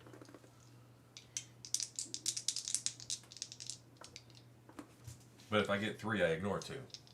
I think it meant for this. And this. Well, this is the same wall. Yeah, but how can... If I you have don't- cover. That makes no sense. I'm that's not going for that. I don't believe that. I'm not going for that. 4s. 2 4s. So it missed. Okay. And then you flip the card. Yep. All right. He did activate his pet.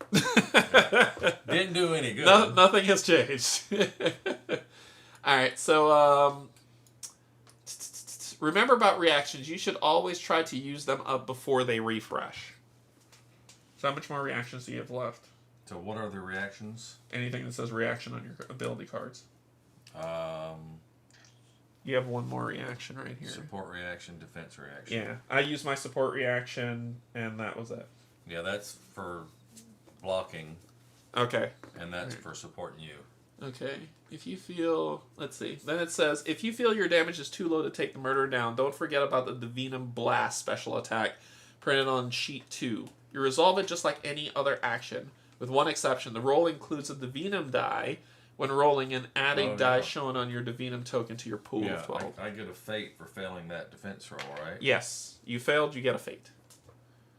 But I don't get one for the pet failing. Right. No, you got one for failing with your pet. I failed my dodge. Yeah, so don't I get a fate? Oh, for failing your my dodge. Okay. But I don't think I get one for my pet failing to attack. Okay. I don't know. They'll have to tell you for sure. Oh, doesn't Mark get a fate for failing his dodge? Yes. If you feel your damage is too low to take the murderer down, don't forget about the Divinum Blast special attack printed on sheet 2.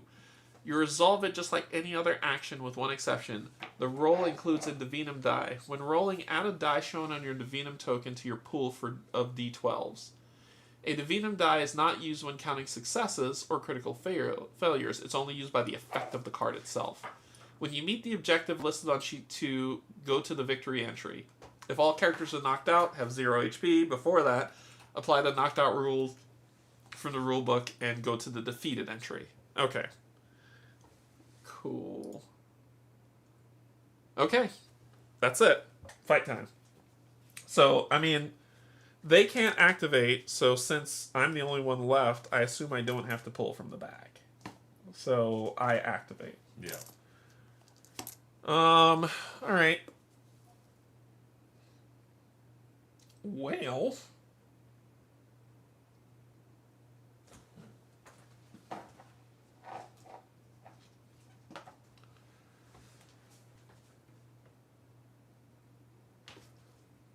One, two, three, four, five.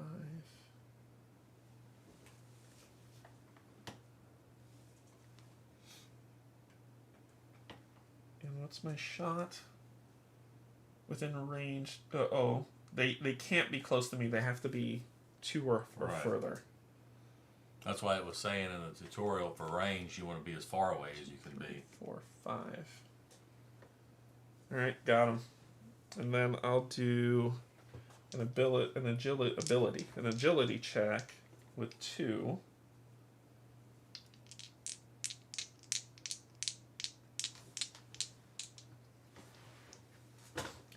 Yeah, I'm not buying the shielding against the wall. I think it's what's within. I think that's just a border. I think that's just a border of the fight space. Cover. Yeah, I think that's just a border of the fight space, but double check, because I think that's dumb. I'll be real. Characters and enemies can use terrain in combat to gain cover and protect themselves better. When performing an attack against a target model in cover, the model gets +2 armor. A model has cover if it's in a space with an impassable border. That's just a... I think that's just this.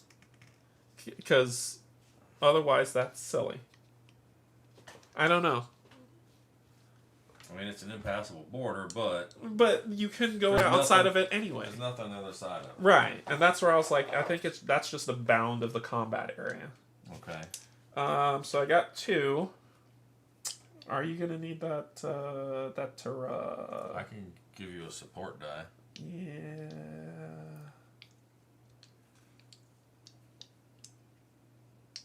Wait a minute. Place a white activation token from the supply on a character that has not activated this round. No. I could do that for you if I need you to kill something. Yeah, give me 2. So you get 1. Ugh. Mike's not as You're good as killing me, Smalls! You're killing me! And what do I need? 7? 7. Because you needed a 7 to attack. Yeah, for the. It says for the sake of the tutorial, was it 7?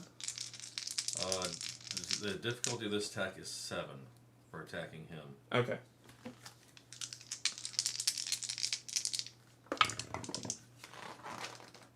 Ugh.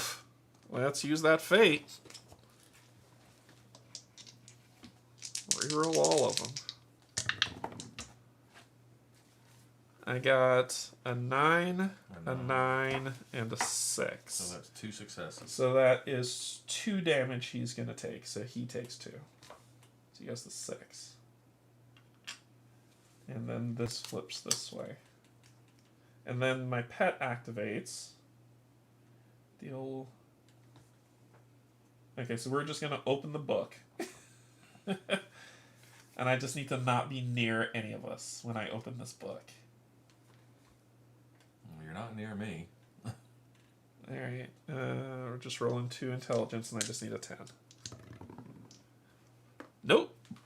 That's a fate. That is a fate? Yeah. 2. So that's is that a 1. So that is 2 fate? Is it? Is it 2 fate? Because it's 2 1s. It's a double 1. I would say so, yeah. Yeah. So 2 fate. The book does not open. I shall not pass. Okay. It's gonna be fun. So now we put these back So in now these go back in the bag. And we start over the new round. You know what I'm going to do. I'm about to die, but I'm going full. You're going ham. You're going full ham. Well, do you want to pull? Don't matter. What do you got? Black or white. They go first. So Because we're tied. yeah. Alright, so advance 2 to the closest. There 1, you 2, 3, 4. 1, 2, 3, 4. I could take that one. 2. And here. Okay. Are they ranged or melee? They're melee. Well, he needs to move 1 more to get to you. Yeah, but it's just, they can only move 2. Oh, okay. Target, so adjacent for 3 damage. So for 3 damage? Yeah, so I'm first because B's there. I'm gonna do... Yeah, what's this one? This one is C. Oh, I'd only be rolling 1 die. I'm gonna do limited endurance.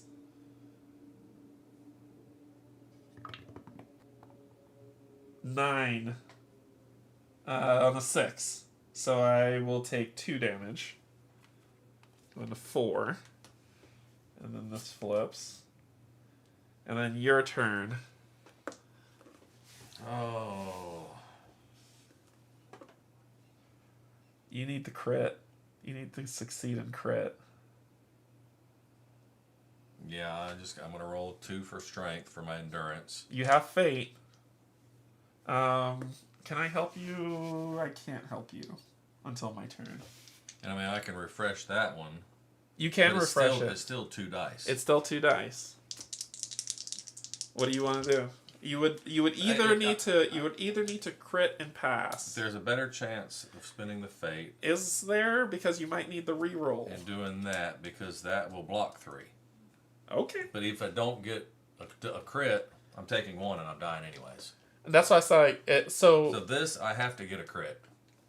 That one you'd have to get a crit. This one I just need 2 successes. And the successes are 6s? Okay. Alright. Alright. I believe in you, man. I believe in you. Somebody needs to. I believe in you. Let's do it. Look at that! Oh, look at that! Crit! Well, I blocked 3. He lives another day. Don't pull a black. Don't pull a black. Anything but a black. Do you want to pull? I'm this. You're going first. This one feels good. Yeah. All right, so Kill at him. the beginning of my turn, Yep. You refresh all of it. All of them. refresh, Kill him. refresh. Is this a reaction? Yeah, it is a defensive reaction. Yeah, but it says at the beginning. Oh of no your no turn, no! I didn't know that yours was a defensive reaction. It is. It's defense, but It'll stop damage to itself. Gotcha. No, it stops damage to me. It says self. Oh. Oh, it does say self. Yeah, so it's not person. Protective wings. When Drake Wolf is in range 1 from its owner, all range attacks targeting the owner target Drake Wolf instead. So and then you would use that to stop all the damage. 3 successes prevents all. Yeah. And yeah. so go ham, kill that guy. Let's end this. Well, Let's end this. so can they attack and move? Or do they move and attack? Or Yeah, that's what you did last time with them. well, I moved and attack, but can they attack and then move? Yes, you're doing 2 actions.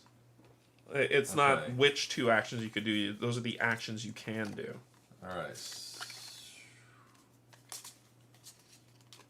Yeah, basic actions move. First aid, so I can at least help you if you were knocked out. And that's it. Yep. All right, so I'm going to have the Drake attack. Okay. So 2 dice for strength. And I need an 8. 1 and a 5, so you gain a fate. I gain a fate. That's it. Do I gain another fate for failing? You'd have to look that up in the rule book. It says gain 1 fate when you fail a roll. Gain 1 fate for each 1 you resolved when you resolve the outcome of a roll. It's the companion doing it, not you. So no. Okay, but I still gain 1 for the 1. Because of that, yes. Okay, and then I'm going to have him move here. Okay. Because then when I get done, he'll be Close to you to stop some damage. adjacent. All right. In range 1. So Yeah. then I'm going to go 1, 2, 3. Right. So now he's going to block all the damage for me. Okay. And then I'm going to attack with Bash, All right. which is strength again. Unfortunately, I can't help, or else I would. You could use this, which is the Divinum Blast, but it's an intelligence test. Which mine, it's the same. And you'll add your Divinum die, but you'll gain a one of those. Yeah. Yeah, let's do that. Yeah? So it's a D6. D6. And so you won't gain you don't gain it. You don't gain it unless you pass. Oh, if you fail you do gain it. So you're gonna gain one no matter gain what. one either way, yeah. Yeah, so you'll gain one either way. You're doing Divinum Blast. 10, 4, and 1. Oh, that sucks. No, I'm gonna re-roll. Reroll both of that. These Yeah. Yeah, you need So 2 that's successes. 1 success anyways. Oh. So I needed 2 successes. Yeah. So you failed. Deal Divinum damage. So half Divinum damage. Half Divinum damage, so 3. Rounded down. Which is 1. So he'll take 1 damage. And then you will gain that. Yay! Alright. And then that's my turn. Yep. And then we go back to the bag. At least now I have some defense. Black. Alright, what is he doing? He is going to fall back, move 4 spaces away from the closest.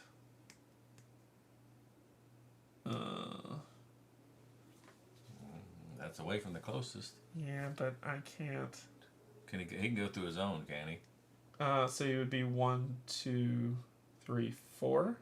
Yeah, either there or there. I'd say here. Otherwise, yeah, that's fine. Well, away. Well, away from me would be here.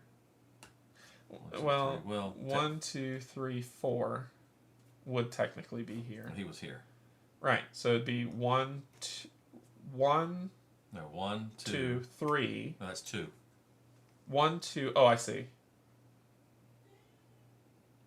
Yeah. Unfortunately, it's there.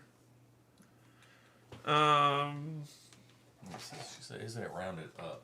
Is it rounded up or down? It's rounded up. What did it say? Well, this just says half of the rolled divinum value.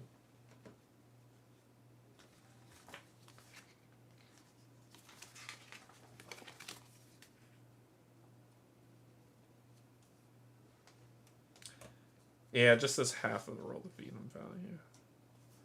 So if it's rounded up, sure.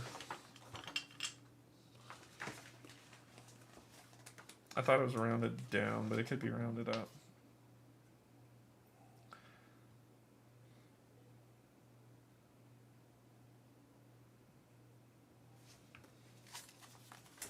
Yeah.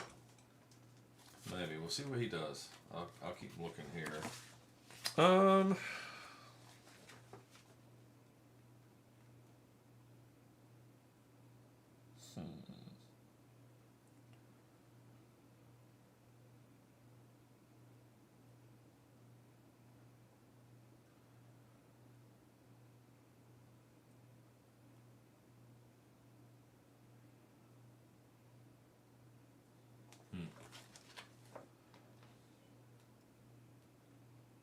He's gonna target you.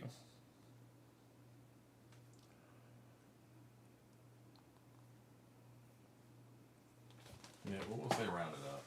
Because you read something that said all things were rounded up. Okay. If I read it rounded up, then that's fine. Okay, so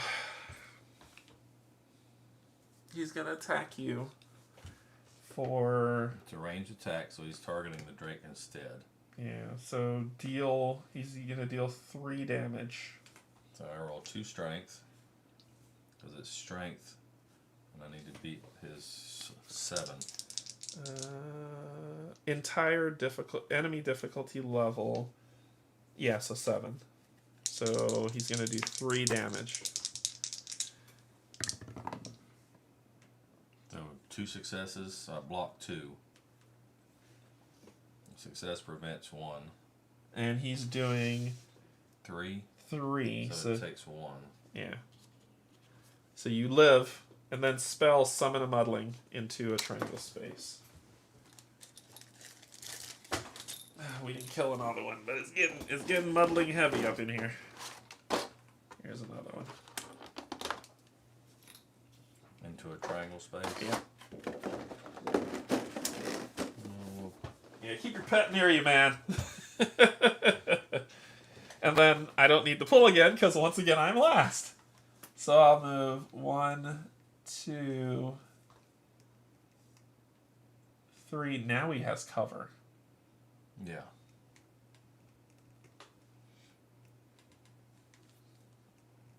One, 2. There. Or get rid of some of these muddlings, maybe. Sure. I mean, if you can hit him, I mean, we might as well. Our job is to take him out. Yeah. So 1, 2. I get to refresh. Sure, you don't want to be back here, so the muddlings. I want to take some of the pressure off of you. Okay. Well, right now my Drake's taking all the pressure. I'm okay with it because he's going to get Okay. 2 anyway. Can you support me? Yeah, 1 die. me deal with the 2 man. And I wasn't refreshed at the time, so I couldn't have helped. He has 2 shield. Why can't this be a charisma roll? I probably gotta risk it for the biscuit on the venom. You can do your book first if you want. Yeah, let me do the book. Let me do the book first. Roll 2 dice, and I just need a 10. Nope. All right. Your pet don't like you. It's probably stupidly powerful when it opens. It could be. So shoot, agility 2. That's all I'm getting. Oh, you gave me the 1. Yeah.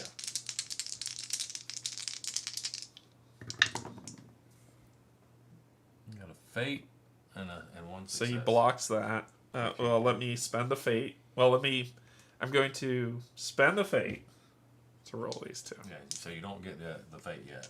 Right. There we go. 4 successes. He has 2 shield. Okay. So he's going to get hit for 2. So that's 2 for the shield, and then 2 for the hit. So it's 1 per. 1 per. So he goes down to 2 health. Okay. So starting over. We got to.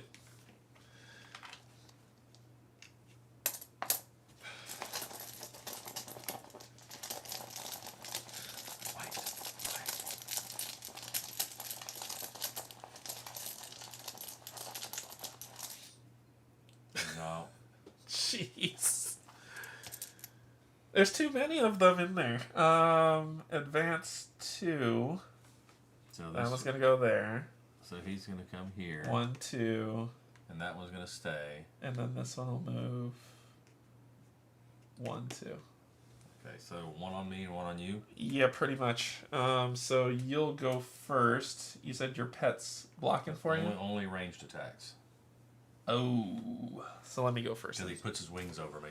Alright, so let me go first then. I'm going to... And they're hitting for 3. I'm going to do my limited endurance again. Yes. So it's just 1 die.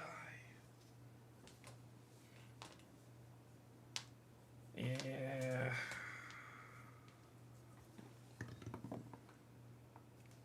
That. 1 damage. 2 successes. 1 damage. Okay, so now then the 1 on me. Yeah. I'm going to use my dodge. Try to roll 2. And you Prevent 3. need 6 or higher. Oh, that's an there's 11 and a 6 that you dumped down here and like flipped around. Well, that's my 2 successes, Yeah. which blocks 3. All right, then it was like 11.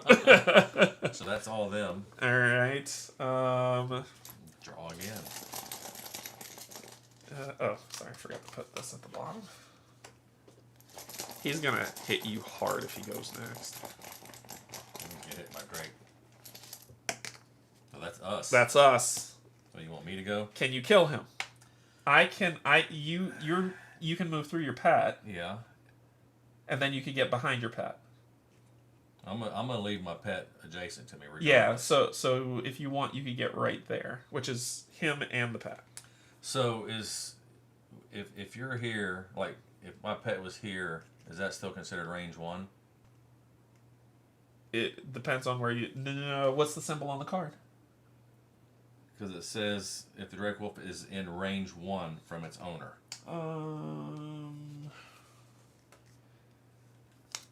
Usually when they talk about range, it's orthogonal.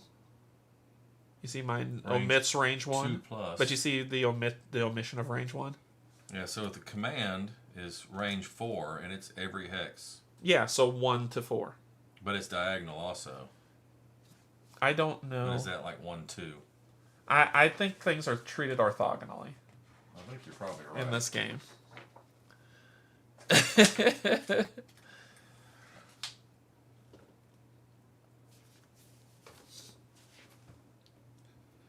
Just move on the other side of him here, and you're fine. Well, I was talking about positioning my. Well, if I'm going first, he's refreshing anyways. If you let the cat go, oh, I see why. All right, so Yeah, refresh these anyways. I'd probably say you go first here, and then let your cat move and strike him if you need to. I don't know. 1, 2, 3, 4. So I have cover. Yeah, and then the cat can. I don't know. And then I will attack with bash, which is 2 dice. Yeah. I'm gonna support you. Okay, so 4 dice. And you need a 7. 9, 9. So that's 2. Remember, he's got shielding. I got no way to reroll. So I'm doing 2, 3. You're doing 3? Plus 1. So 1 damage. I'm going full Divinum on my turn. Alright, well. If my turn can come up. Move and strike. Move and strike. Yeah. Strength. Only rolling 2, though. You need an 8. At least 1 8.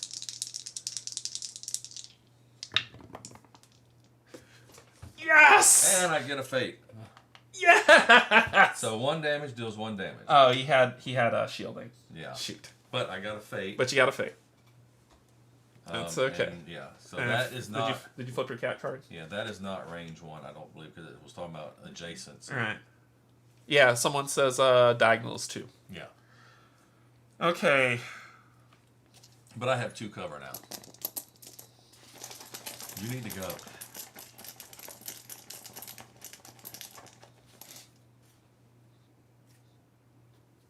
It's a tie, so it's them. I've gone last this entire turn. Move 2 away from the closest character. Powerbolt you, and this is the big one. This one's taking you down. Yeah, and not range 1. Well, it's your cat, right? Well, he's not range 1. Oh, yeah. So that doesn't help me. I don't think there's anything you can do about it because it's 1 plus 2, 3, and you're large. That's 5 damage coming in. It's possible. I can block up to 6 if I crit And on it both dice. Says, yeah. I'm going to use my clumsy dodge. Okay. If I do a double crit, I'm surviving. No, you can't. He's doing 5 damage. Your double crit's what? 6. It's 3 blocks. 3 damage block per 2 successes. Oh. Almost. 1 crit. And you get a fate. Yeah. And you're going down. So you'll have to look up the knockout rule. Alright. And then he's going to summon another. Death. Right? Knockout. Knockout? Yes. There's nothing about knockout in here.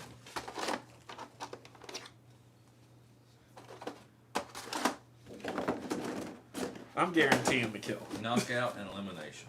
Yeah. 20. I'm telling you, I'm guaranteeing the kill. If a character is knocked out, they cannot further participate in combat until they get stabilized. They gain 1 fate and 1 injury condition. Discard their model from the secret sheet along with all effect tokens of that character and other effect tokens of this character.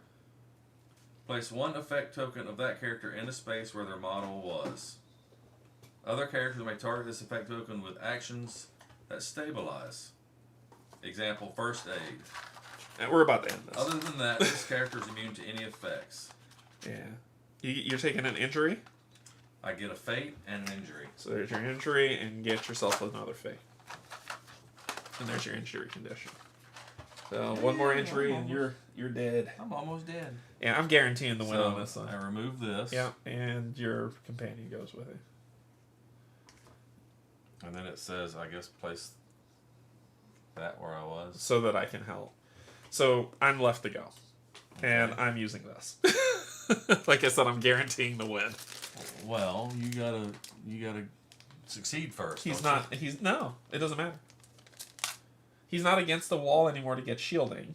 And I will be doing my Divinum die damage no matter what. Okay, we'll see what you do anyways. Yeah, so I'm going to roll a d4. First I'm going to move. right here so I could see him.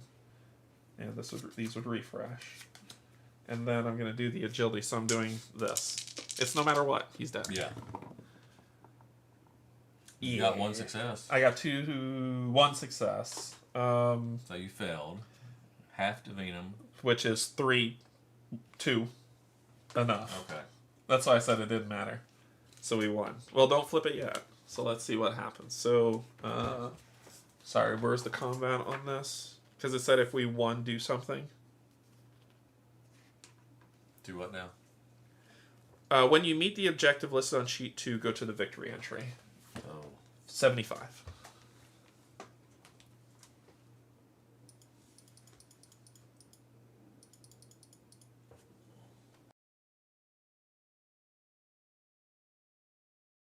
Your strike brings the murderer to his knees. With his control cut short, the mudlings collapse back into the muck. Weak and unable to utter a word, the man gestures at you, pleading for you to hold the final blow. While he tries to catch his breath, you notice a glint of something golden on his extended hand. A large ring with a family crest that looks vaguely familiar. You take the ring from his finger and look at it closely. Then you gaze at the face of the murderer. Suddenly, everything connects. You know this man. You've seen him in Whitewell. His name is Valerius Oldenbach, and he's one of the 7 patricians who rule the city together. There were rumours of power-hungry wielders stalking the land to gather more divinum, but you never expected it to be this bad. With your mind racing, it takes you a second too long to notice something's happening with Valerius. His body starts to glow and rise from the ground. The bonding is complete. He now has Inid's entire power at his disposal. You strike, but he's faster. A powerful force blasts you back, and before you can get back into the fight, Valerius is already far away, fleeing from town into the dark hills beyond faster than any man you've seen. A while later, you sit in a long hall among all the prominent people of the town. Once they hear your whole story, pure shock crosses their faces. They want justice, and your testimony, with the seal now in your possession, is good proof of Valerius's crime.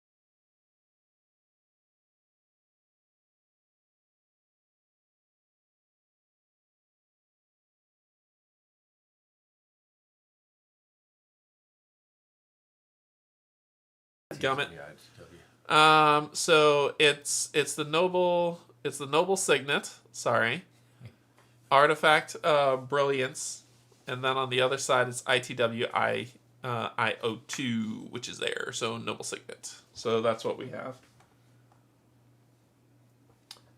Then discard.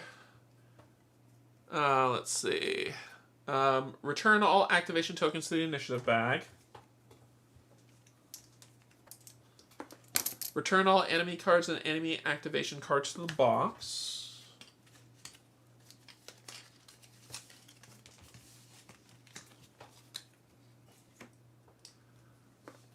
Discard sheet 2 with all marker tokens and models.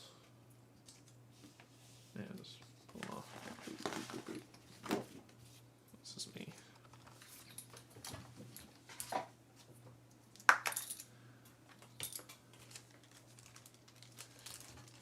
Where's the noble signet?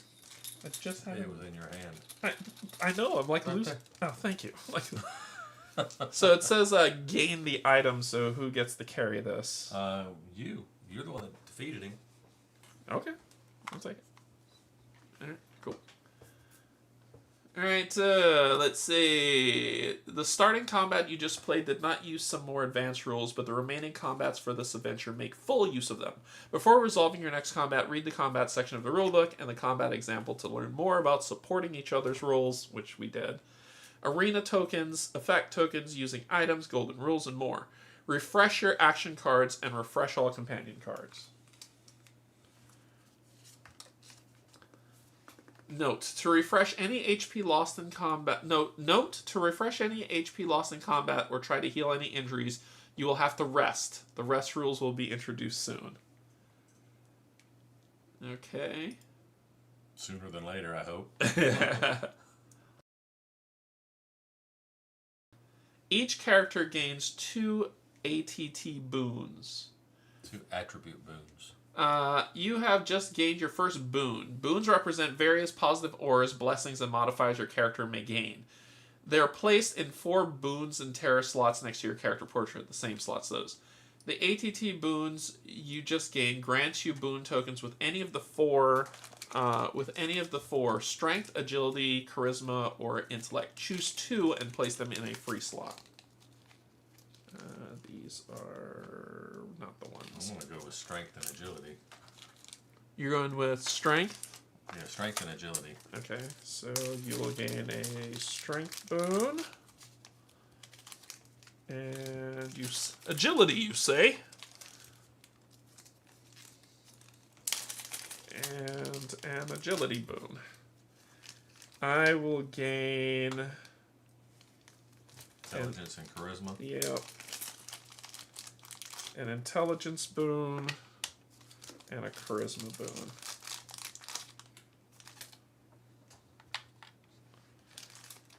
When will they let me roll for charisma? I got all these high stats. Can't use them.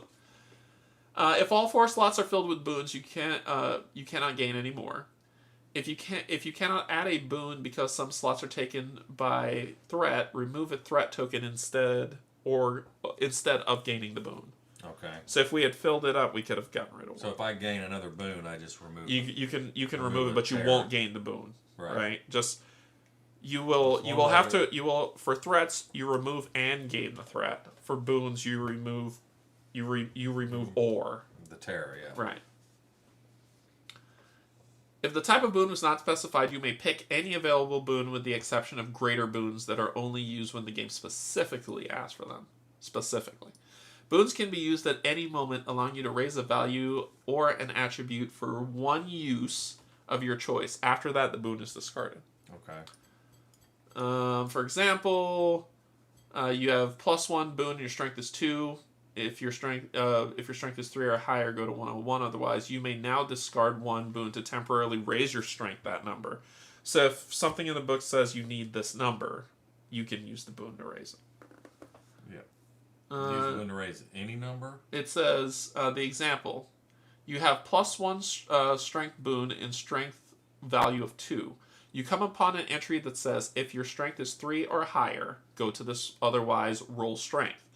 You may discard your +1 strength boon to temporarily raise your strength by 1 to the total of 3 and go to the page number. Okay.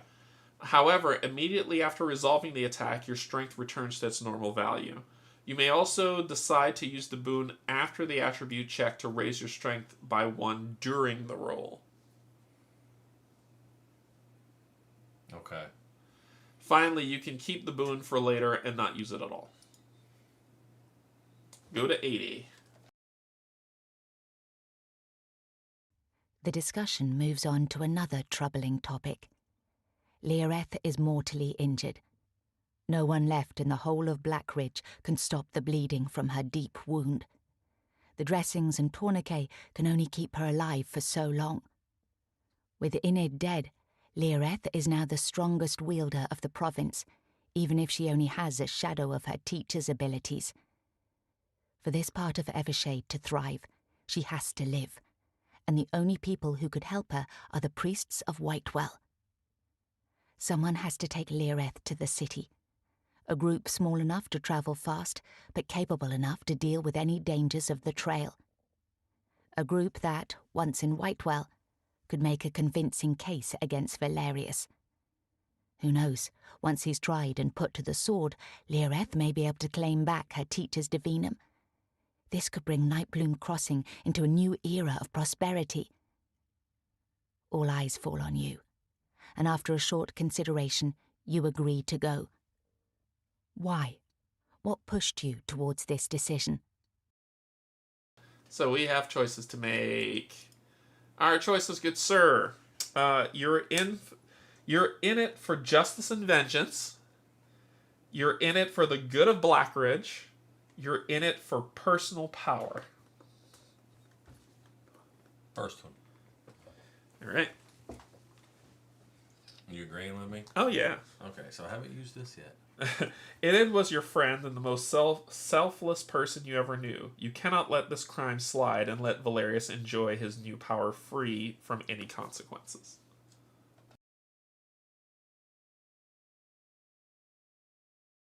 Enid was your friend, and the most selfless person you ever knew. You cannot let this crime slide and let Valerius enjoy his new power free from any consequences.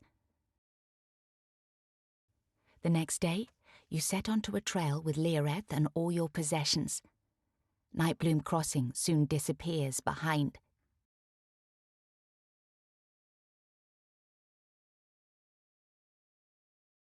Discard sheet 1.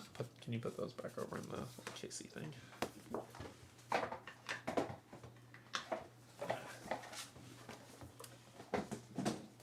What does it say? Discard sheet 1 with all markers, tokens, and models. Each character gains 2 XP. So we'll move ourselves 2 up on the XP mark. So on our XP mark, we move from 0 to 2. Mm-hmm. Whenever you gain XP, progress the marker in the XP track by the same number of slots. Since the marker is now in the final What? Did we miss one experience at one time? Did we? Since the marker is now in the final XP empty slot of the XP track, you have advanced. Did we miss an XP? I don't think so. Did beating him give us an XP? It didn't say to. Let's check the errata. We might have just missed it. Maybe we missed it, but we might have. Is there a mistype in the errata?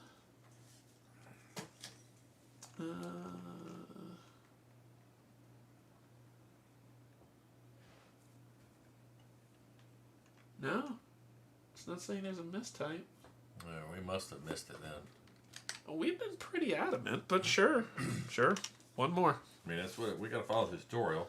Yeah, tutorial says to give us experience. I'll take it. Yeah, I'll take it.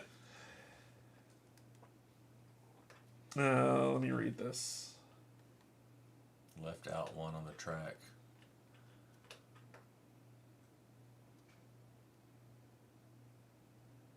Were we supposed to have? I thought it said to take it to 4 when we did the creation. I thought it did too. Not 3. I thought it said 4. Huh. Alright, so whenever you gain XP, progress the marker in the XP track by the same number of slots. Since the marker is now in the final empty slot of the XP track, you have advanced. Remove the advancement token above the marker and place it in your pouch. Advancements are assigned during the camp phase. I'm sorry, this is gonna bug me. You have the thick book. The thick book. I have this one. That's all I have. Talking about this book? No, this is the Into the Whitewell. hardback. The hardback book. Yeah, I don't know where it's at. Oh, biscuits. Oh, here it is. Here it is. I got it. There should be one on the 3 spot. Yeah, let me read here. Fill the space of the X. Yes, she's right. B. 0, 1, and 2 should have been it. Okay, but we should still have that token to put in our pouch. Yes, I'll just give you a new one. We did miss one. Boop, boop. So that's going to go into our pouch. And 3 opens up. Yes, thank you, Cassie. Or is it Cassie? Exit guy. Thank you, exit guy. Okay. So, remove the advance token and place in the pouch. Advancements are assigned during the camp phase, which you will soon enter. Finally, move the XP marker back to the lowest slot of the XP track. This way, each advancement you gain, the XP required for the next increases. So this goes back to 0. We need 3 XP to get the next advancement. Yep, pretty much. The player with the decision token passes the token to another player. I am in choke command now. Congratulations, you've completed Act 1 of Chapter 1 of this adventure. Depending on your decisions, Act 2 can take from 1 to 3 hours. Before proceeding, ensure you have enough time and that none of the players are tired. I think we should call it. We've been at it for 4 hours. Fine with me. But we'll stop there, and we'll pick up Act 2 next time. Honestly, I want to keep playing, but I know I need to take my medication, and I need to eat. However, I'm curious. You want to play tomorrow? I think tomorrow's probably good. Tomorrow. All right, let me know. We'll play tomorrow. What's today? And I'll just move the zombicide stuff to something else. Yeah, I got nothing planned tomorrow. Okay, we'll play tomorrow. Okay. So we'll do our save here and stop, and then we will come back tomorrow to continue Act 2 and see where this goes. But no, this is what do you think? I like it. Like, how do you feel? I feel good about it so far. Yeah, I think the maps are a little small. I think that one was just a tutorial. The miniatures were a little cramped. Yeah, I think that was just the tutorial. But if that's the only complaint, I got no issues. Yeah, that was just a tutorial. The maps. Well, I'm talking about the spaces were the squares. And the minis were big. Plus, this guy was huge. Yeah. I mean, it's Brobdingnag. Look at that. He's got his sword sticking out. Yeah. Yeah, that's true. That's true. So, what I'll try to do is I'm going to at least try to paint these 4. Okay. Not tomorrow. Not by tomorrow. But by next week when we play. Okay. It gets better and better. I think you guys are going to get sucked in after your next playthrough. Yeah, we're going to play tomorrow. So I'll build the thing, and then we'll come back and we'll see how the weeks progress, because I don't mind making this a Saturday, Sunday thing. So we'll play at least 2 times, and we've got a large swath of time to play. Yeah.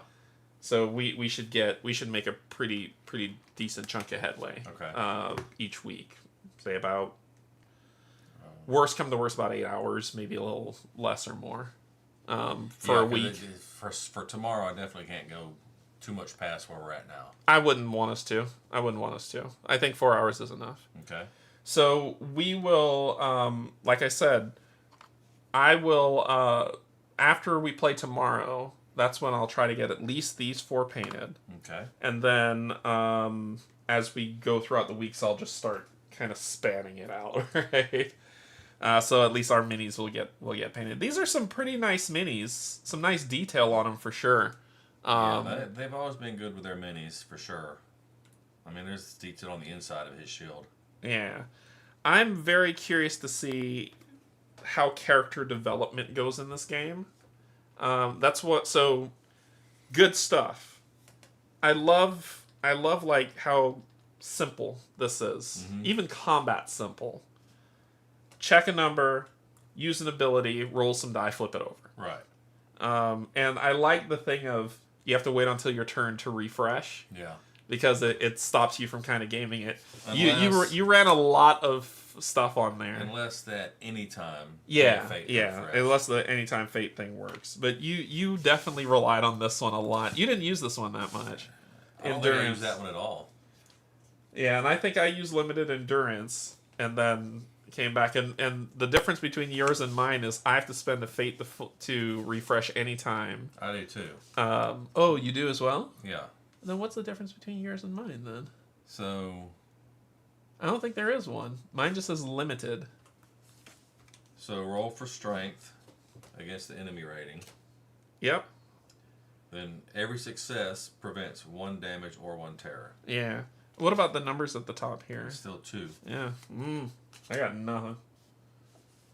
I don't know.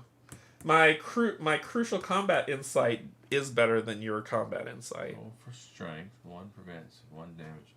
Mine is or. So yours prevents 1 damage or 1. Mine prevents 1 damage per success. Oh, I just block 1. Yeah. That's why it's limited. Okay, so I should have taken 1 more damage. So then that one I was using wrong too, because it's 2 successes prevents 3 damage. Yes. It doesn't say 3 damage per 2 successes or whatever. Oh, okay. Right? I don't know. I will have to read. We'll read up on it. So positives in terms of this, the game does look really good. Excited to live vicariously through y'all. Right now I can't table anything. Massive kill force. Kill force worth it. Kill force worth it. So my positives are that. I don't think. I mean, the only negatives are kind of what you said. The minis were big for the space that they sat on. Yeah, the spaces need to be a little bit bigger so you can space the minis out just a little bit. Yeah, or scale the minis down a little bit. Yeah, I'm very curious to see how. I want to turn into a caster, so I'm curious to see how I'm going to be able to use Divinum and cast. Yeah. We'll see. But cool. Yeah, that's going to be all. So, Mark, thank you for... Let's see, we got to go to that scene. Here we go. Okay. So, thanks for coming and joining. We'll be back tomorrow to play some more. Right. So, I'm probably just going to leave this on the table. Okay. And not mess with it. And then we'll see where it goes from there as we dive into the Whitewell scenario. Good deal. How was your first streaming experience? It's all right. Got to get you talking louder, though. Got to get you to raise that voice. I know. It's old habits. But cool. All right, that's going to be all, everybody. Thank you, patrons, subscribers, and if you're neither coming in to hang out, thank you as well. We will see you tomorrow for more Lands of Evershade Into the Whitewell. Okay. Until then, we love you. And there's absolutely nothing you can do about it.